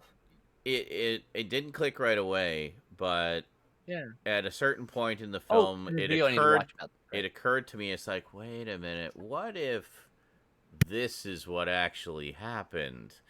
And then when it was revealed later that is what actually happened, I was like, haha, I thought so. So, but a lot of people don't pick up on that. They miss the explanation or something. But that twist is telegraphed. Yeah. That twist. That reveal is telegraphed, I should say. Yeah. It's not really a twist. No, it isn't. But a reveal. But not everybody picks up on it. Like a lot of people actually don't get that that's what happened, and they don't, and then they're confused for the rest of the movie and don't understand. I'm like, how did you miss that? Like there's literally a whole scene in the movie that literally just lays it all out for you when did you go to the bathroom happens. Or something? Yeah. I mean, it's not complicated. Yeah. It really is not complicated. I gave that sucker 4 out of 5 stars. It was totally worth watching. Yeah. Everyone should see it. No, it's very good. I will say on second viewing, there is an element of what happens in the latter half of the movie that made me wonder if there was even more to it than that. Because what I began questioning was, wait, who is controlling who? You know? Right? Yeah. Yeah. Because it seemed... What's free will then at that point also? You know... Yeah. Yeah, exactly. The hard questions. The hard questions. Well, that's what horror does. Yeah. That's the hard questions. Yeah. These people are actually controlling these people. What? Yeah, no, it's very good, and I've enjoyed both of Jordan Peele's entries into the horror genre, and I hope that he brings us lots more because I can't wait to see what else his crazy mind has in store for us. So me and Stoudman were watching this movie, and I was like, okay, Jordan Peele needs to be shoveled money for the rest of his life. I don't know where he got it. I did like a deep dive on Jordan Peele's life because I was curious. I got really curious. Yeah. Where did he learn to direct movies so well? Yeah. Because he has a command of the frame that not many directors have in this era. Yeah. And so I was like, who the fuck taught him this shit? I don't know. I still haven't figured it out. But he either innately knows film language in such a way that, like... Some just do, you know? Some are just have a natural aptitude and... Say what you want about the story, but as a directed piece of art, it is nearly perfection. Oh, it's the beautiful. Frame, the way it's paced, the way it's cut, the way everything. It's just so... It's so good. And his films are so... They are so steeped in, like, the language of cinema. Which is just, like, the way he uses, like, Hitchcock shots and, you know, like, the way he uses the camera movement. And, it's so good. I was jizzing the entire time over the fucking... the shots and everything else. Fantastic. Yeah. So, yeah, we watched Us. Next, we did, the next day, or Sunday normally, where we watch movies, we watched WNUF Halloween Special, and Sean, you absolutely 1,000 million quadrillion % need to get on this fucking movie ASAP. I've been aware of it for years. I've actually watched part of it. I haven't watched the whole thing, but I watched some of it. And the first half is not telling you the whole story. No, I am aware of that. I just wanted to watch a bit of it to get a feel for how they had recreated the 80s-ness of it. But it's so perfect. It's good. Yeah. Yeah. It's so fucking, like, the commercials, the fake jingles. I know. Everything. I know. It's all fake. It's one I've been meaning to sit down and watch all of for a while. I just haven't got around to it. But I liked what I saw. Like, you know, it's like, oh yeah, they captured that era perfectly, and I need to watch the rest of this. And I just never got around to it. Absolutely. I just kept laughing at all the fucking references, and I think my favorite thing is, like, the one commercial you see more than any other is the fucking carpet guy just selling carpeting, and, like, because it reminds me of when I was younger. Those were the kinds of commercials that were on, and even now I wonder to myself, like, one, how can you afford to advertise your fucking business that much because it's a fucking carpet? Uh-huh. Dude, who the fuck is buying all this fucking carpeting to give you the money? What the fuck is going on here? How does one get a carpet empire? Yeah. It's carpet empire to me smells fucking dirty. It smells like the mob, you know? I'm just saying. Now everyone's saying that, oh, okay. Yeah. Smells dirty. So next we watched the absolute classic American Werewolf in London, speaking of werewolf movies, earlier. Yeah. For like the millionth time. It's 5 out of 5. It's an amazing movie, amazing graphics, special effects, amazing humor, everything. Just it's a fucking cocktail of awesome. Which one? Sorry, what was I? American Werewolf in London. Oh my God! Yes, love it so much. I need to get the Arrow edition. The Arrow edition is fucking gorgeous. That's the one I watched. Yeah. Yep. That's amazing. That was a huge movie for me as a kid. That was like one of the first, I guess, R-rated horror movies I saw. I think I saw it around the same time I saw Creepshow for the first time. And hugely influential on my love of the genre and also on my love of practical effects and makeup effects. It still has, to this day, I think, the best werewolf transformation ever put on film. And it still looks phenomenally good. And also, as you say, it's a smorgasbord of goodness. It's a proper horror comedy. Not comedy horror, but horror comedy. Because it is genuinely scary. It's like downright terrifying. But that subway scene, holy shit, that is so tense. And it is proper scary. But at the same time, you're also laughing because these characters are acting and reacting and commenting on things the way real people would. And it's funny. It's just kind of their humor to cope with the situation and whatnot. And it comes off very natural. Like, the humor comes off very natural. It doesn't feel forced. Even when he's talking to all the corpses in the porn theater. And that fucking porn movie on the screen is hilarious, by the way. It's made for the movie. I know it is. It's so ridiculous. So next Wednesday is the name of the movie. It's a running gag in all of Landis' films. So what's funny is, of course, I was too young to have seen any porn at the time, so I just assumed that's what porn movies were like. It's like, I guess that's what porn movies are like. Okay. So it's just constantly being interrupted while they're trying to have sex. But I love that movie so much. I could just rewatch it over and I showed it to Rosie recently, and she thought it was amazing as well. We both really enjoyed it. I was gonna say, I think what's a movie? I don't know. I don't know if it's just me, but like, even in the transformation scene where he just goes from fucking silently, happily reading to Jesus Christ. I know. Relatable as fuck. Yeah. Every time. I'm sorry. It's relatable for anyone with anxiety because you could literally be doing that and suddenly anxiety. Yeah, it's like, if anxiety was a werewolf, that could have been the alternate title. Exactly right. Anxiety, my werewolf. I was gonna say, I would say that this Arrow release does for an American Werewolf in London what the Arrow release of The Thing did for The Thing. Well, yeah. But I would say it's not as big of a leap because the version that the studio released was pretty damn good. That's right? what I have. Yeah, and I thought it was all right. Pretty damn good. Yeah.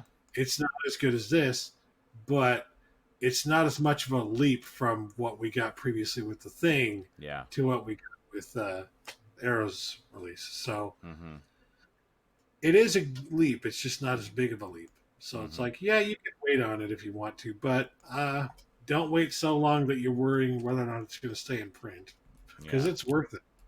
It's definitely worth it. It's in my cart. Yep. Next, we watched 1977's The Car. Oh, okay. Oh, yeah. Heard of it, never seen it. It was okay. But it's really well shot. Like, really well shot. Yeah. But, yeah, not the best movie. Yeah. It was what did I give it? Like a 5 out of 10 or something like that. Yep, I give it a 6 out of 10.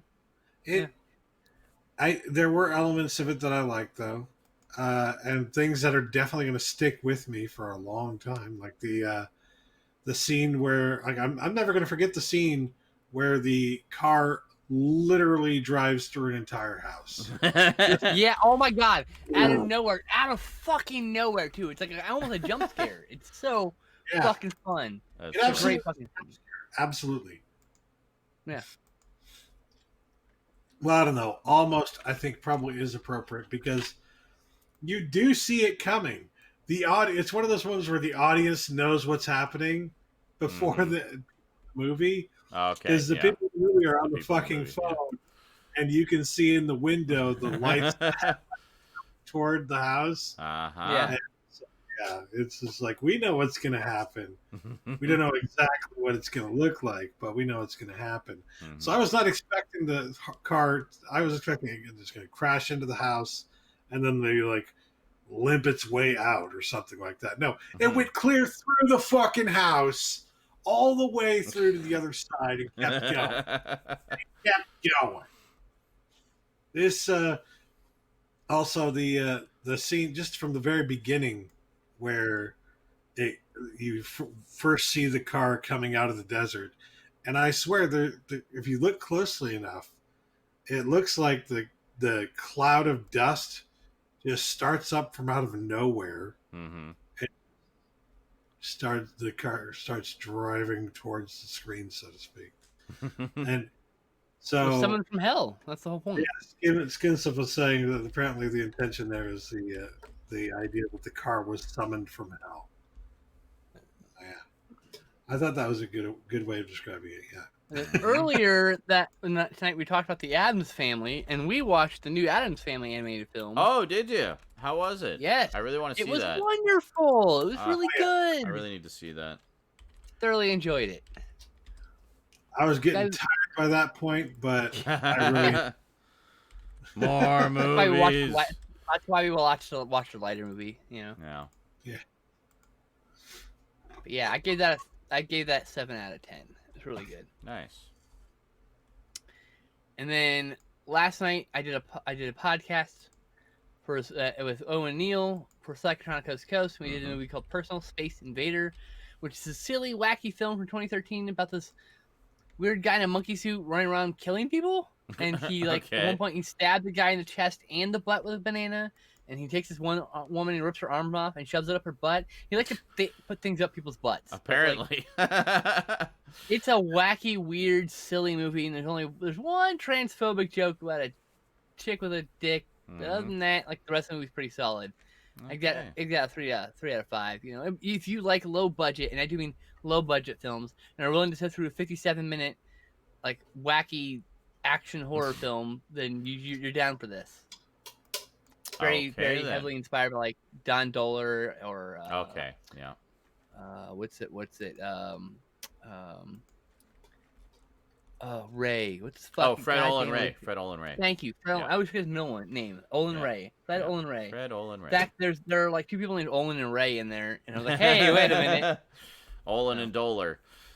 And then today, I had a date.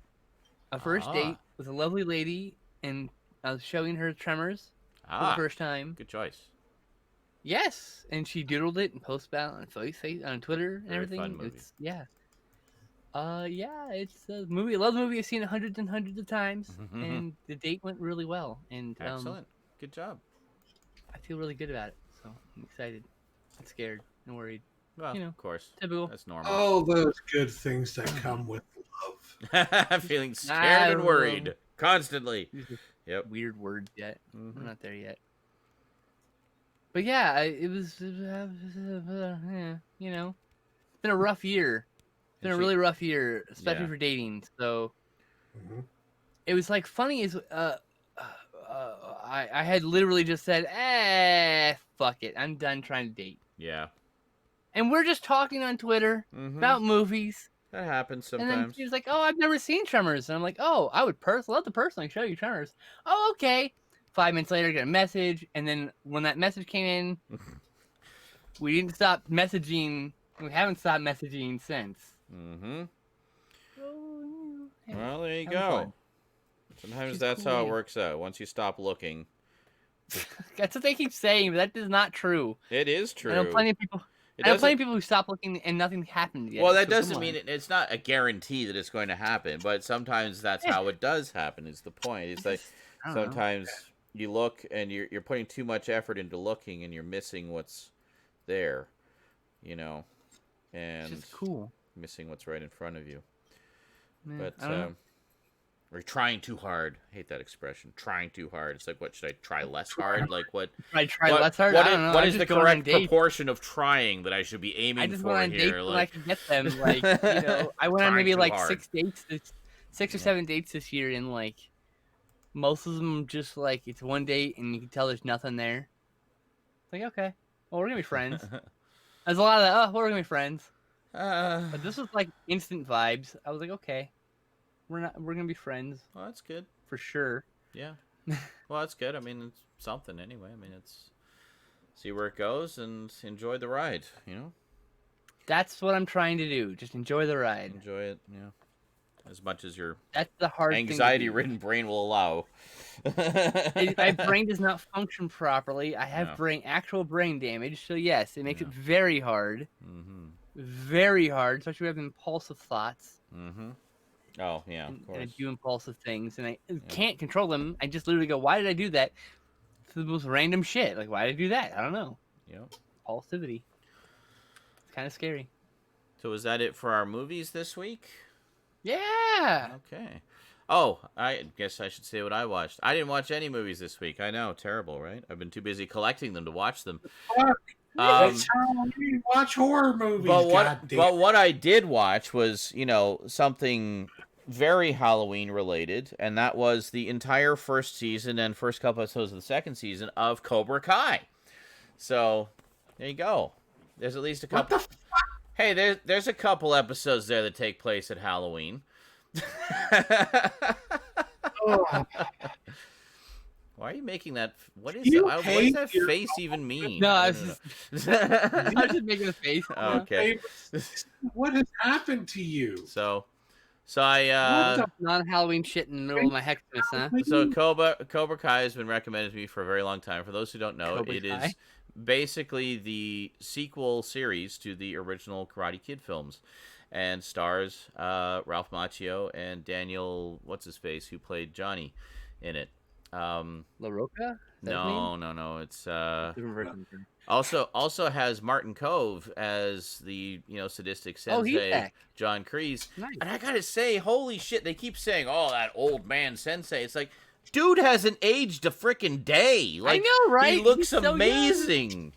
He Wow. looks like he's like 40 still. Like, Yeah, how? it's crazy how good he looks for. I mean, he's got to be like in his 60s or 70s by now. I mean, Ralph Macchio, I couldn't believe he's 57. At least he was 57 when he did season 1. I was like, so like, what's his face plays Johnny? Must be around the same age. Like, they're in their 50s, like late 50s. Like, they look damn good for their age. Holy shit. Right? But yeah, I gotta say, I'm absolutely loving it. Like, it is such William Zabka. Thank you, Jail. William Zabka. But yeah, it's interesting because it addresses a lot of issues people had with the original movies for years. Like, fans have debated for years. It's like, well, in a karate tournament, you're not allowed to do that move that Daniel won with. That's actually an illegal move. And Yep. I was like, oh, really? That's interesting. And it's like, and the other speculation is, was Johnny really the bully? I mean, he had an abusive sensei. This Daniel kid comes flying out of nowhere and literally steals his girlfriend from him when they're on a bit of a break after having an argument. And was he Fucking really sucks, man. in the wrong to want to beat the living shit out of Daniel? Yes, he was. But that's But that's, yeah, I mean, there was, Daniel wasn't entirely in the right either. So it addresses a lot of that in the Hey, series. look, you neglect your girlfriend. I'm gonna steal her. Well, I'm just saying. Yeah, I know. It's still kind of a douchey thing to do. But anyway. I guess, but Yeah. whatever. So it's anyway, two-way street. especially Shows since him too. in the series, we learned that they had been together for like 2 years. And, he thought it was a pretty serious relationship and that, they just had an argument and they'd make up. But then he lost her to the other guy, and and it's just on her shoulders too. She's like, I'm gonna change dudes. And I know. He's like, but the point is, there's more to the Oh, story shit. than what we thought all these 30 years, and it's I absolutely. think that's such a cool thing. It's absolutely wonderful how they've come back to these characters and revisited them to show us how their lives have been going. And you know, Daniel is a very successful car salesman. He's like made a bit of a career, and you know, he says, we'll kick the competition. He's totally milking his karate win from 30 years ago. And oh my God. Johnny, meanwhile, is just kind of bouncing from blue-collar job to blue-collar job, just trying to make ends meet. He's divorced. He has a kid who hates him. His ex-wife, isn't being a very good mother to their kid, and has all these other issues. So it shows the contrast between their lives and how they've gone over the past 30 years. Also, Johnny is still very much stuck in the past. He's very much living in the 80s, and and is completely out of touch with the modern world. And so, you know, circumstances happen, and he decides to try his hand at being a sensei, and reopens Cobra Kai, and basically starts teaching some of the local kids karate. And then, of course, Daniel catches wind of this, and it's like, well, fuck that. I'm going to open Miyagi-Do again, and we're going to have a little competition. And oh, God. So, but the ridiculousness of that, two grown men unable to let go of their karate rivalry from when they were teenagers, is fully addressed in the show. Like, at one point, the two of them, like, Johnny shows up at Daniel's house, and they get into an argument about, you know, like, well, you stole my girlfriend. And it's like, well, you know, I beat you in the karate champ. Yeah, with an illegal move. And they're about to start fighting in the yard, and then Daniel's wife comes out, and he's like, well, as much as I'd love to see you fight with your karate rival from when you were a child, I'd rather not clean up blood off the driveway, so why don't you two boys come in and we'll have a drink and just talk about things. It's like, fine. Your childhood karate rival. Yeah, I know. It's like, dig it in a little bit, yeah, right? You know? But there's all kinds of like little moments in that, and I really like how they've come back to the, like, to me, this is how you do a sequel to a beloved franchise from 30 years ago. You come back and you revisit the characters, but you do it respectfully, but while at the same time, you know, having little nods to nostalgia, and then exploring new territory, like sort of seeing, okay, where are they now? Where are they going from here? And how are they going to address these long-standing issues that, you know, still exist from the original series, from their past? Yeah, and it's great. They've done such a good job of it. Like, I was really quite surprised by how good it is. But like, even if you're only sort of peripherally a fan of the Karate Kid, or you saw it once and thought it was okay, I would still recommend the show because it's just so well done. But do they address the new Karate Kid? No, other than Will Smith is an executive producer on the series. That's the remake. Yes. Fourth movie is the next Karate Kid. The remake. Next with the lady. No.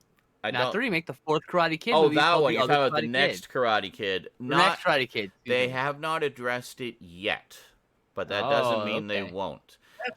It seems at the moment they're focusing mainly on the events of the first two movies, which was primarily the story of Daniel versus Johnny, and sort of their rivalry, and Miyagi-Do versus Cobra Kai.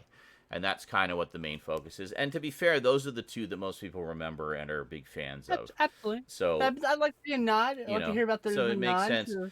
But it's entirely possible that they might touch on elements from the other two. I mean, I don't see why not.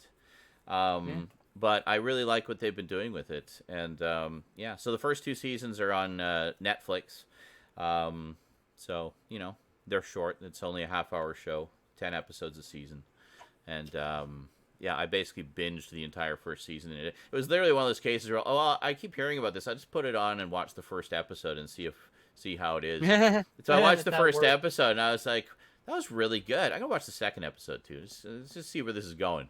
And then I watched that, and I was like, I'll just watch another episode. Yeah, that's how it works. Next thing I knew, I had watched literally the entire first season.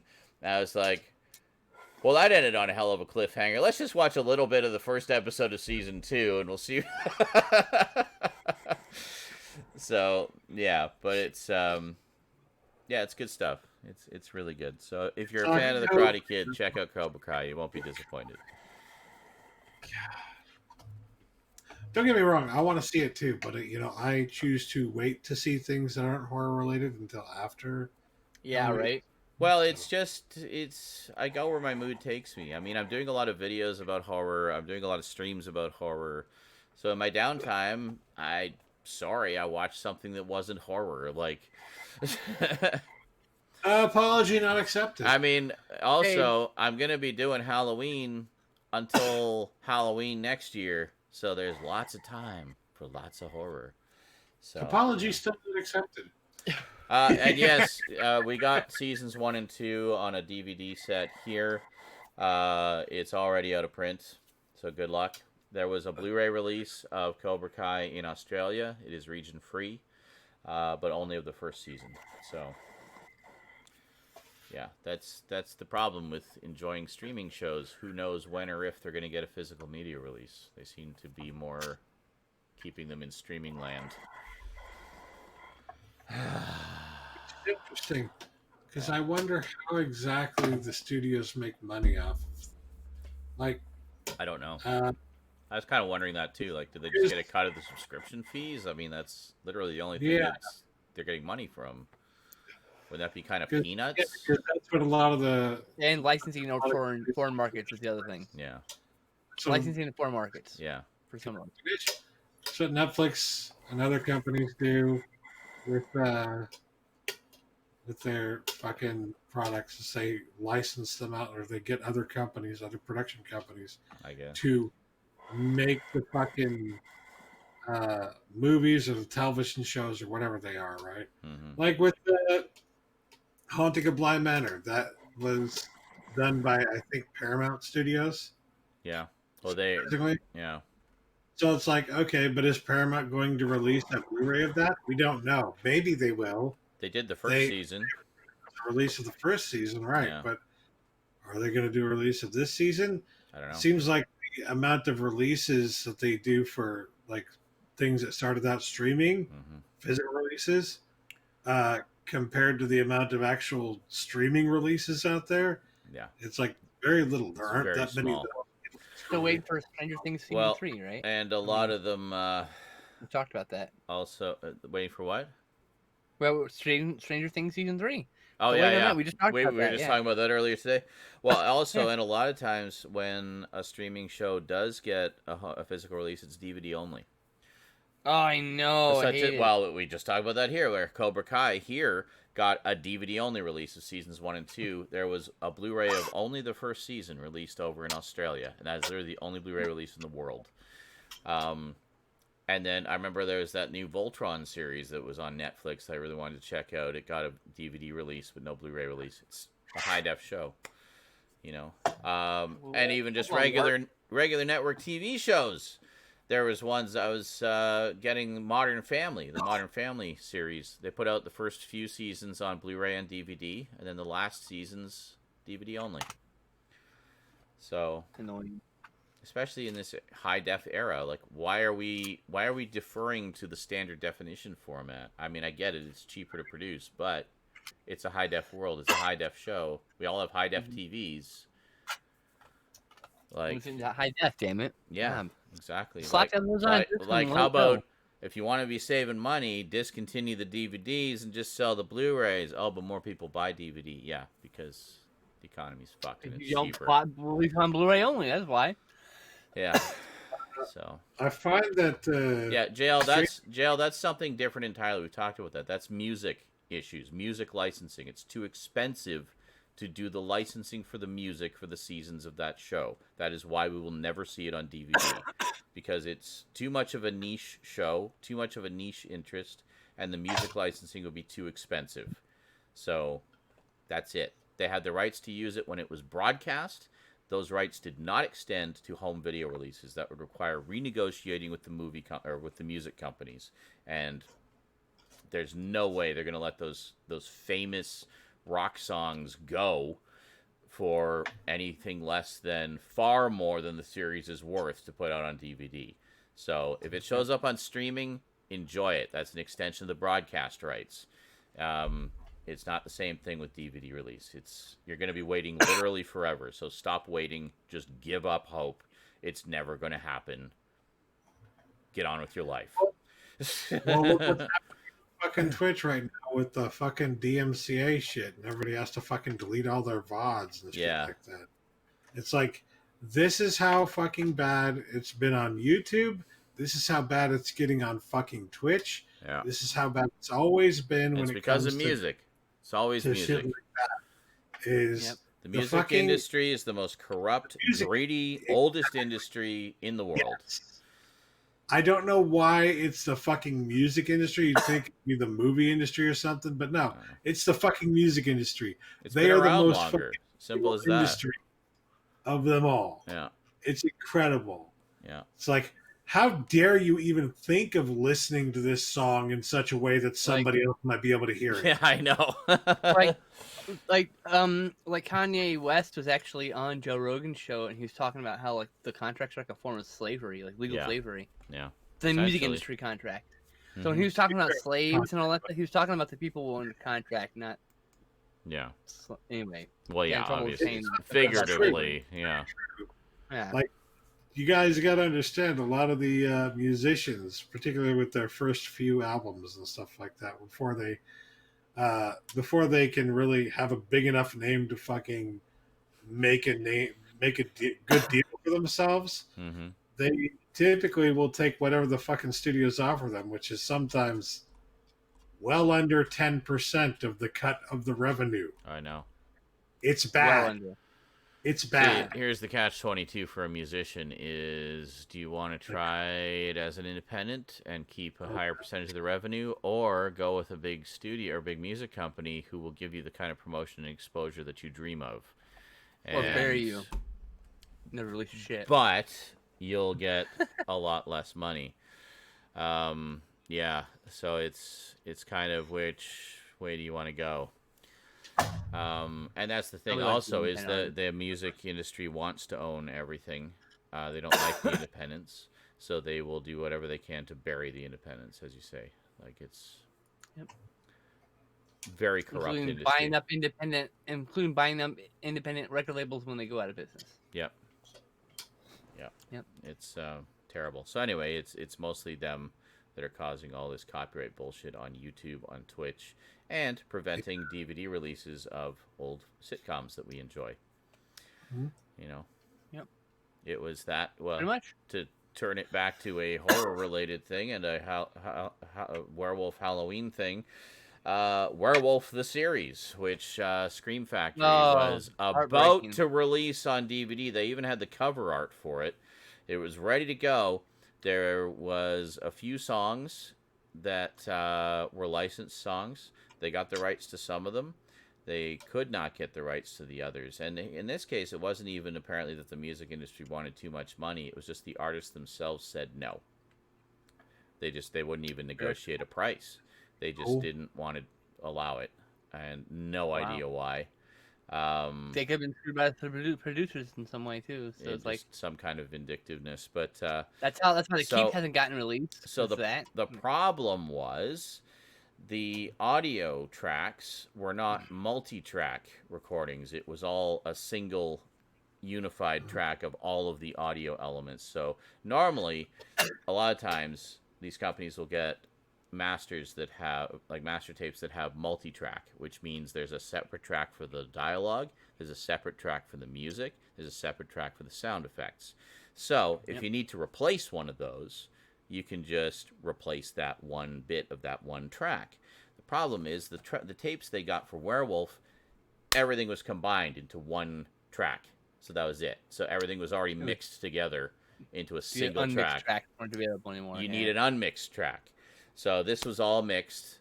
They couldn't remove or change anything because it would affect the other elements. So AI is getting really good now. Yeah. And we might get some AI that actually gets to be able to remove that song. Yeah. Yeah. I mean, it's getting crazy out there with the AI. You know? Yeah. You can do a lot of stuff. Yeah. Actually, I can do that with even just with my Cool Edit program. It's not perfect, but it does do it. I've done it before with other Imagine audio. learning the AI. can do it perfectly. But a learning AI, like a proper one now, like I mean the program I use is literally 20 years old. But Yeah, exactly. But a modern one, The baby with, version of that, you know? yeah, with like some algorithm that's been Well, specifically I mean, look at the tailored to noise that. canceling. Yeah. We have noise canceling technology here that literally cancels out. Like if I didn't wear headphones most of the time, it cancels out my echo. Yeah. So it just hears that second wave and just cancel it. Yeah. So I'm sure someone can figure out a way to crush that audio down and get rid of it. Mhm. So the same thing with the rights is happening with keeping from the keep from getting the Blu-ray. Tangerine Dream was promised a certain amount of money from the producers, and they were never paid for the soundtrack for that movie. And they refuse to fucking sign off on that until they get paid for the soundtrack from plus interest. For what? It's a lot of money. For what The movie? Keep. Oh, Michael Mann's The Keep. The Keep. Yeah. Yeah. So is that Tangerine another Dream one did soundtrack. where it's Stuck because Tangerine Dream never got paid. They want a large amount of money for the soundtrack because they're owed a large amount of money for the soundtrack still. Oh, okay. And so I thought that has some kind of video release, doesn't it? DVD Australia. Really? That's it? Yep. Had a DVD release here way back in the early dawn of DVDs, Okay. I think. It's Snapper Keeper, I think. The Keep. Oh yeah. The Snapper Keeper. Snapper Keeper of the Keep. Yeah. Yeah, looks like DVD on But there. yeah. So And VHS for $100. Wow. one of those titles that just won't get released because Tangerine Dreams owed like $30,000 or something, and no one wants to pay that for a fucking Blu-ray release. It's ridiculous. I was gonna say there are ways to get around that. You could cut out the audio entirely from that scene that the music is in, and then Yeah. have the. It's the if they're score alive, of the movie. It had to be an entire score. have the people who, if they're still alive, the people who were in that scene come back and re-record their audio. Yeah, I know. And That add was in other. Stout. I get that it's a thing for the fucking movie. I get it. I'm Stout. just. You could technically, if you spent a lot of money. Stout. Here's At that point, why would you? Stout. But at that point, why would you just pay fucking Tangerine Dream the $30,000 you owe them at well, that yeah, point? exactly. Now Why here's are you the being a thing. vindictive idiot? Here's the thing. To apply that to the werewolf release, that was suggested by quite a few fans. Like, why don't you just get the actors or sound-alikes? Because they said they couldn't remove the music because there was dialogue during the song. Right. So it would affect the story, and they couldn't just cut the scene out because it was something that was important to those episodes. So makes sense. They said, well, why can't you just, replace the music, Foley some new sound effects, if there's sound effects in there, and have the actors redo the lines. And they said because it would be prohibitively expensive for a niche release like this. Which makes sense because it was a very niche release, let's face it. The Keep would probably not be a niche release, but still a lot of damn money. But that was the reason, is that it wasn't that they couldn't do that. It was that it would be prohibitively expensive to do so for just a few scenes. Like far more than, I mean, they have a very tight budget on these releases. And also this was when Shout Factory wasn't as big as they are now. So they were still kind of, getting up there. They were still on the rise. So they didn't have as much of a budget for these releases. So they didn't have a lot of wiggle room there. I was saying that The Good, Bad, and the Ugly was done by fucking Warner Brothers, or MGM, So Warner Brothers, whoever had the rights at the time. As I recall, it was 3 licensed songs that they couldn't get the rights to. And it basically... basically fucked the release. It's funny, because everybody thought it was the Tim Buck 3 song that's in the pilot episode, My Future's So Bright I Gotta Wear Shades. But no, it wasn't. They were one of the ones that said okay. It was one of the other ones. Or I guess 3 of the other ones. But no, funny enough, probably one of the most well-known songs as far as the licensed songs go. It was... Never heard of that band, so. You never heard of Tim Buck 3? No. Really? Wow. But you're supposed to be the music person. No, but I'm not. Let me just double check it. Let me just double check that I'm getting. I'm like super down the rabbit hole in like some random genres, but I'm not the music person. I just like a lot of weird music. I don't listen to it the was Beatles or Timbuktu. Led Zeppelin or Pink Floyd or any of that garbage. There was another Not one. garbage. Can Not you garbage. Not hear me running? Mike and the Mechanics, that's what it was. Yeah, that was another one Yeah, that I've heard was of Mike used. Mechanics. Yeah, that was another one that was used in. I've heard of random stuff. I mean, no, I've never heard of the I'm $10 shocked. 3. But you haven't That what you heard call My them? Future's So Bright, the I Gotta Wear Shades? I may have heard the song, but You not probably knowing heard who the song. did it. You must have heard the song. It's I pretty, mean, I've probably heard it in a pretty well-known movie song. or You just didn't know whatever. the band. But Okay, I'll I'm go sure, look at the song right now. I'm sure you'd recognize it if you heard it. Future So Bright. Yeah. I got it. Gotta wear shades. You just Damn, look at it's that. just called The Future's So Bright. Timbuktu. It's in a lot of '90s movies, at least a Yeah, few of them. you probably know it. It's in Tommy Boy. Oh, might have been. Yeah, yeah. It was pretty popular. It was used in a lot of movies at the time. I remember it was one of those ones you kind of heard everywhere. But a lot of harmonica in that. Mentioned Pete and Pete in the chat. If you don't have the DVDs for Pete and Pete, you're out of luck because it's out of print. I actually really for a like couple years the now. I like the Mike and the Mechanics song that they used in the pilot as well. Can you hear me running? That's a really kind of haunting song. I don't think I've ever heard this song before. What? You've never heard that song? How is that possible? A, your knowledge of music. B, the number of movies you watch. Just a random gap? Maybe I just never recognized it. I don't know. Like, you could easily played and I just not noticed it. Yeah. I feel like I could be watching like a Blues Brother card chase during this music though. So, yeah. I could It's see not that. bad. I like it. I like it a lot. I It's just never heard fun. the It's song it's before. just a fun I'm little. listening to the song because yeah. I'm not. Yeah, I'm like, wow, this is good. I'm wondering Yeah. now, like, how many movies was this in? So I'm going on Wikipedia to see Like I said, it Which could have played movie- and me just not noticed. You know. this. Yes.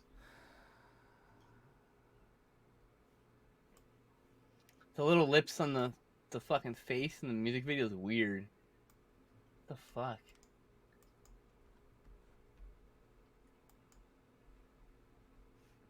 Oh, I don't know if I Timbuk actually seen the 3. music video. Timbuktu. Yeah, if they had any other hits, I don't know what they are. That's the only one I really know. But yeah. Well, fuck you, Wikipedia page, for not having a list. Okay then. I've Never never heard mind. this song. I'm actually like fascinated. You can IMDb search, I think, for a song. You know what's interesting though here is I know it was in so many fucking movies, but there is a fucking small section here about the former members of Timbuktu have refused to license the song for commercials, including a $900,000 offer from AT&T and offers from Ford, U.S. Army, and Bausch and Lomb for the. The U.S. Army, yeah, I would have said no to that too. Well, it doesn't surprise me that they said that. Apparently, one of the lyrics in the song is a reference to calling a supporter of Ronald Reagan a fascist or something. Okay. Just reading this, I see them like, what? What the fuck? Stout has gone I down mean- the Timbuktu rabbit hole, apparently. I mean, I can see how someone in the moment would think he's a fascist, but Uh-huh. having lived under a fascist, I'm gonna say no, Mm. no, not at all. No, I've never heard the song before. That was crazy. I just heard the whole fucking song. It was good, but never heard of him before. Pat revealed that the meaning of the song was widely misinterpreted as a positive perspective in regard to the near future. Pat somewhat clarified the meaning by stating that it was, contrary to the popular belief, a grim outlook. While not saying so directly, he hinted at the idea that the bright future was in fact due to impending nuclear holocaust. Interesting.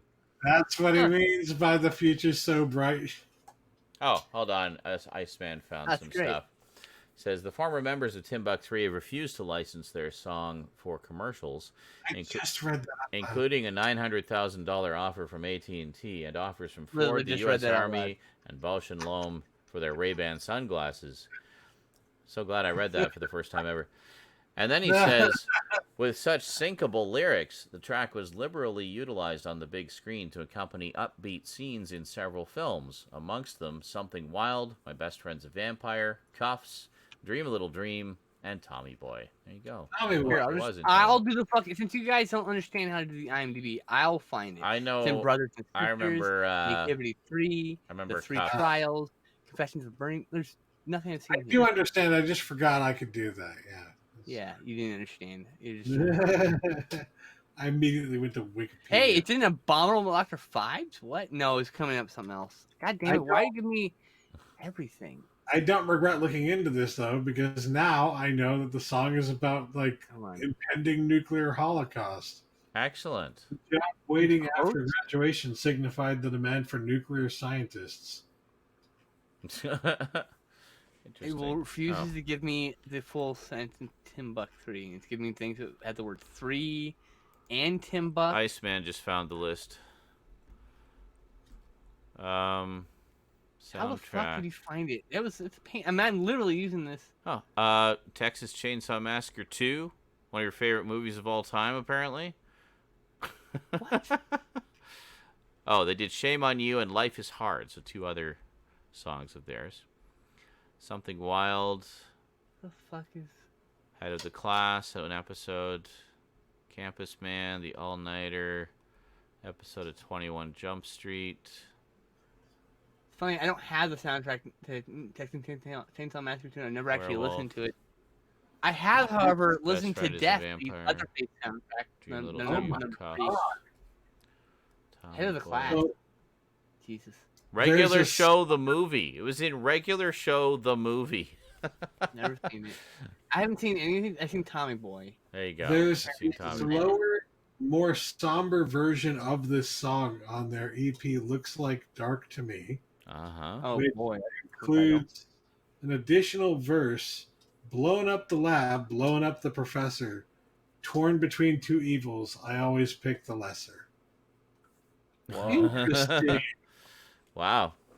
I had no idea this bright, happy song about having a good future ahead of you was so dark. And that's the day we ruined Timbuk 3's classic song. It's so bright. To be fair, I think the only ones I've seen it in or heard it in was Werewolf is the one I remember it from the most, the pilot episode, and then Cuffs, the movie with Christian Slater, which I saw several times. I've seen Cuffs and Tommy Boy. 2 movies. There But I've seen Cuffs like 25 years ago, so that doesn't count. All right. Tommy Boy, I probably just I never paid attention to the music in that. You'll notice it now, of course, because we've talked about it for so long now. But talking for 15 minutes, I'm gonna remember. Now you're gonna hear it everywhere. And everything, like, oh look, it's Timbuk 3. There's gonna be some random commercial, and it's like, oh, it's Timbuk 3. I guess they eventually licensed it out after all.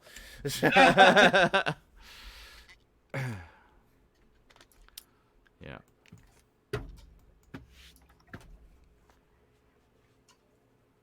My brain's being optimistic, and I don't know what to do about that. Allow it to happen. No, it's terrifying. It's so rarely optimistic. Optimism. For like the last couple hours. It's not jism. This all feels like a dream. It's like it is a dream. Wake up, Chance. Wake Please up. don't do that. Please. Oh my god. But this isn't a lucid dream. You can't control me. Actually, you can't control people in lucid dreams, apparently, but you can control things and events. Control yourself. You can control yourself in it, too. And yourself. You can do horrible things to the people in your dreams. You just can't I've get them never to had do a lucid things. dream. That might be fun. It is fun. My dreams are quite terrifying sometimes. Well, you might not want those ones to be lucid dreams, but the nice ones. Oh, 007, I want to bottle that feeling. Just visiting some fantasy world that you enjoy. You know. Pretty sure 40s can be better than 30s. I used to worry it'd be worse. Now I realize it's better. Well, I mean, you have the benefit of experience and knowledge behind you as well, so you can draw upon that to have better experiences and not make the same mistakes you made throughout your 20s and 30s. And earlier this year. Yes, and earlier this year. See, Duncan said I those. seriously, when I first started dating this year after my relationship exploded, it was I was messaging this person, and then I was just how did I turn into a 25-year-old idiot and just I don't know what the fuck I'm doing. What am I fucking doing? I'm just I probably tanked. Justin can probably count this. Probably 20 attempts. I had at least 20 attempts this year. Wow. Not even joking. And I just stopped attempting. Well, I'm so tired of it.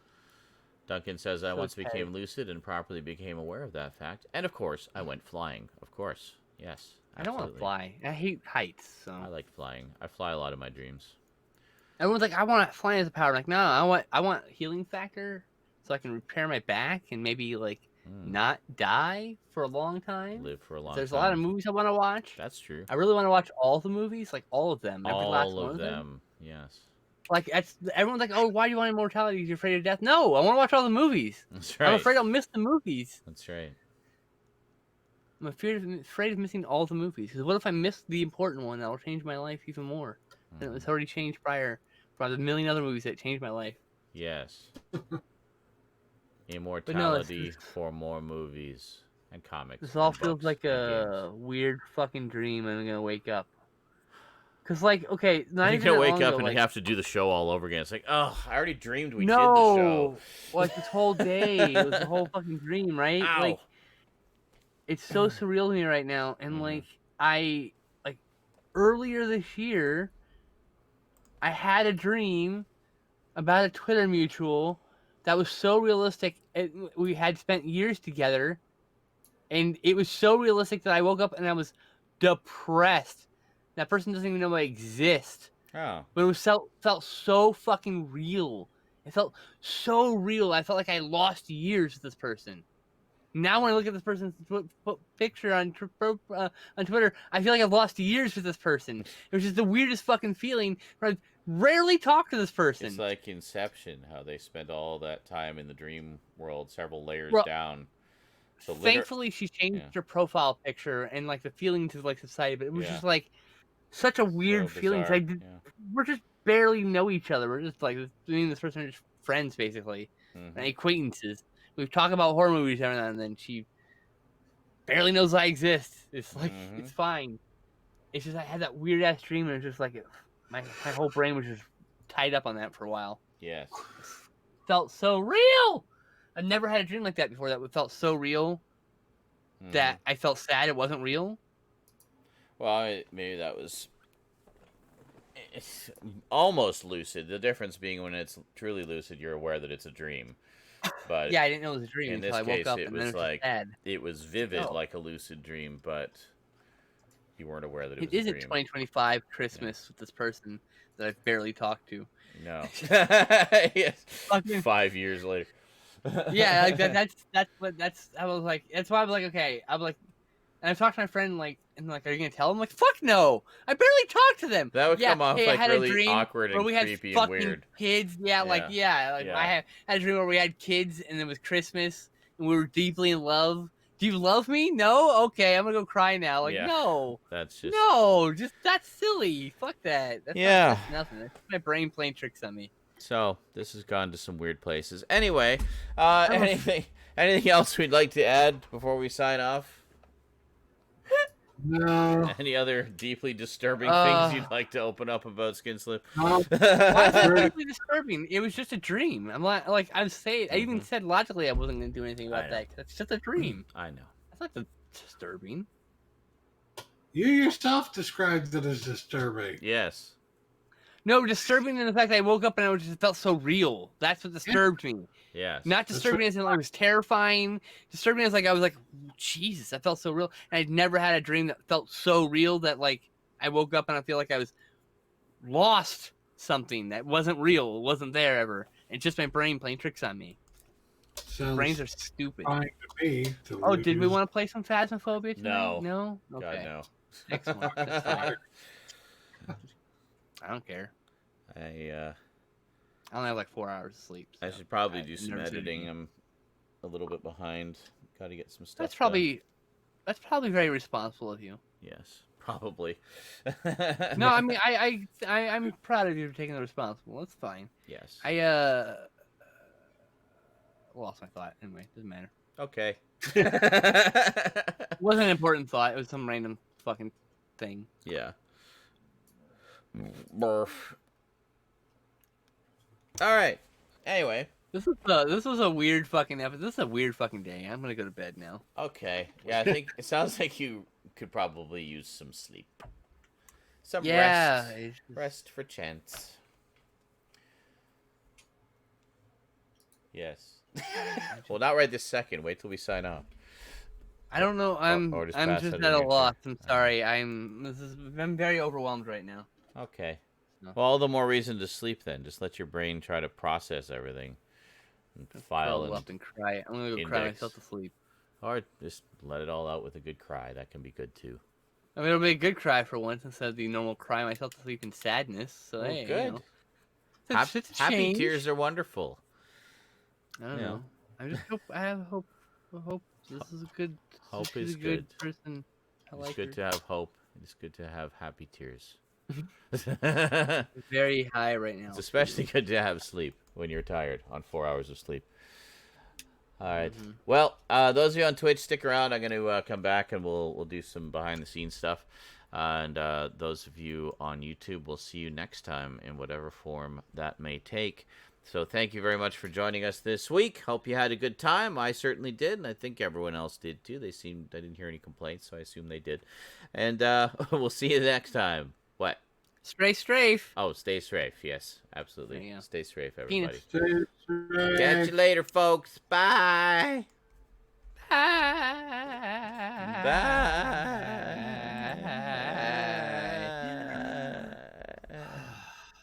Not screaming.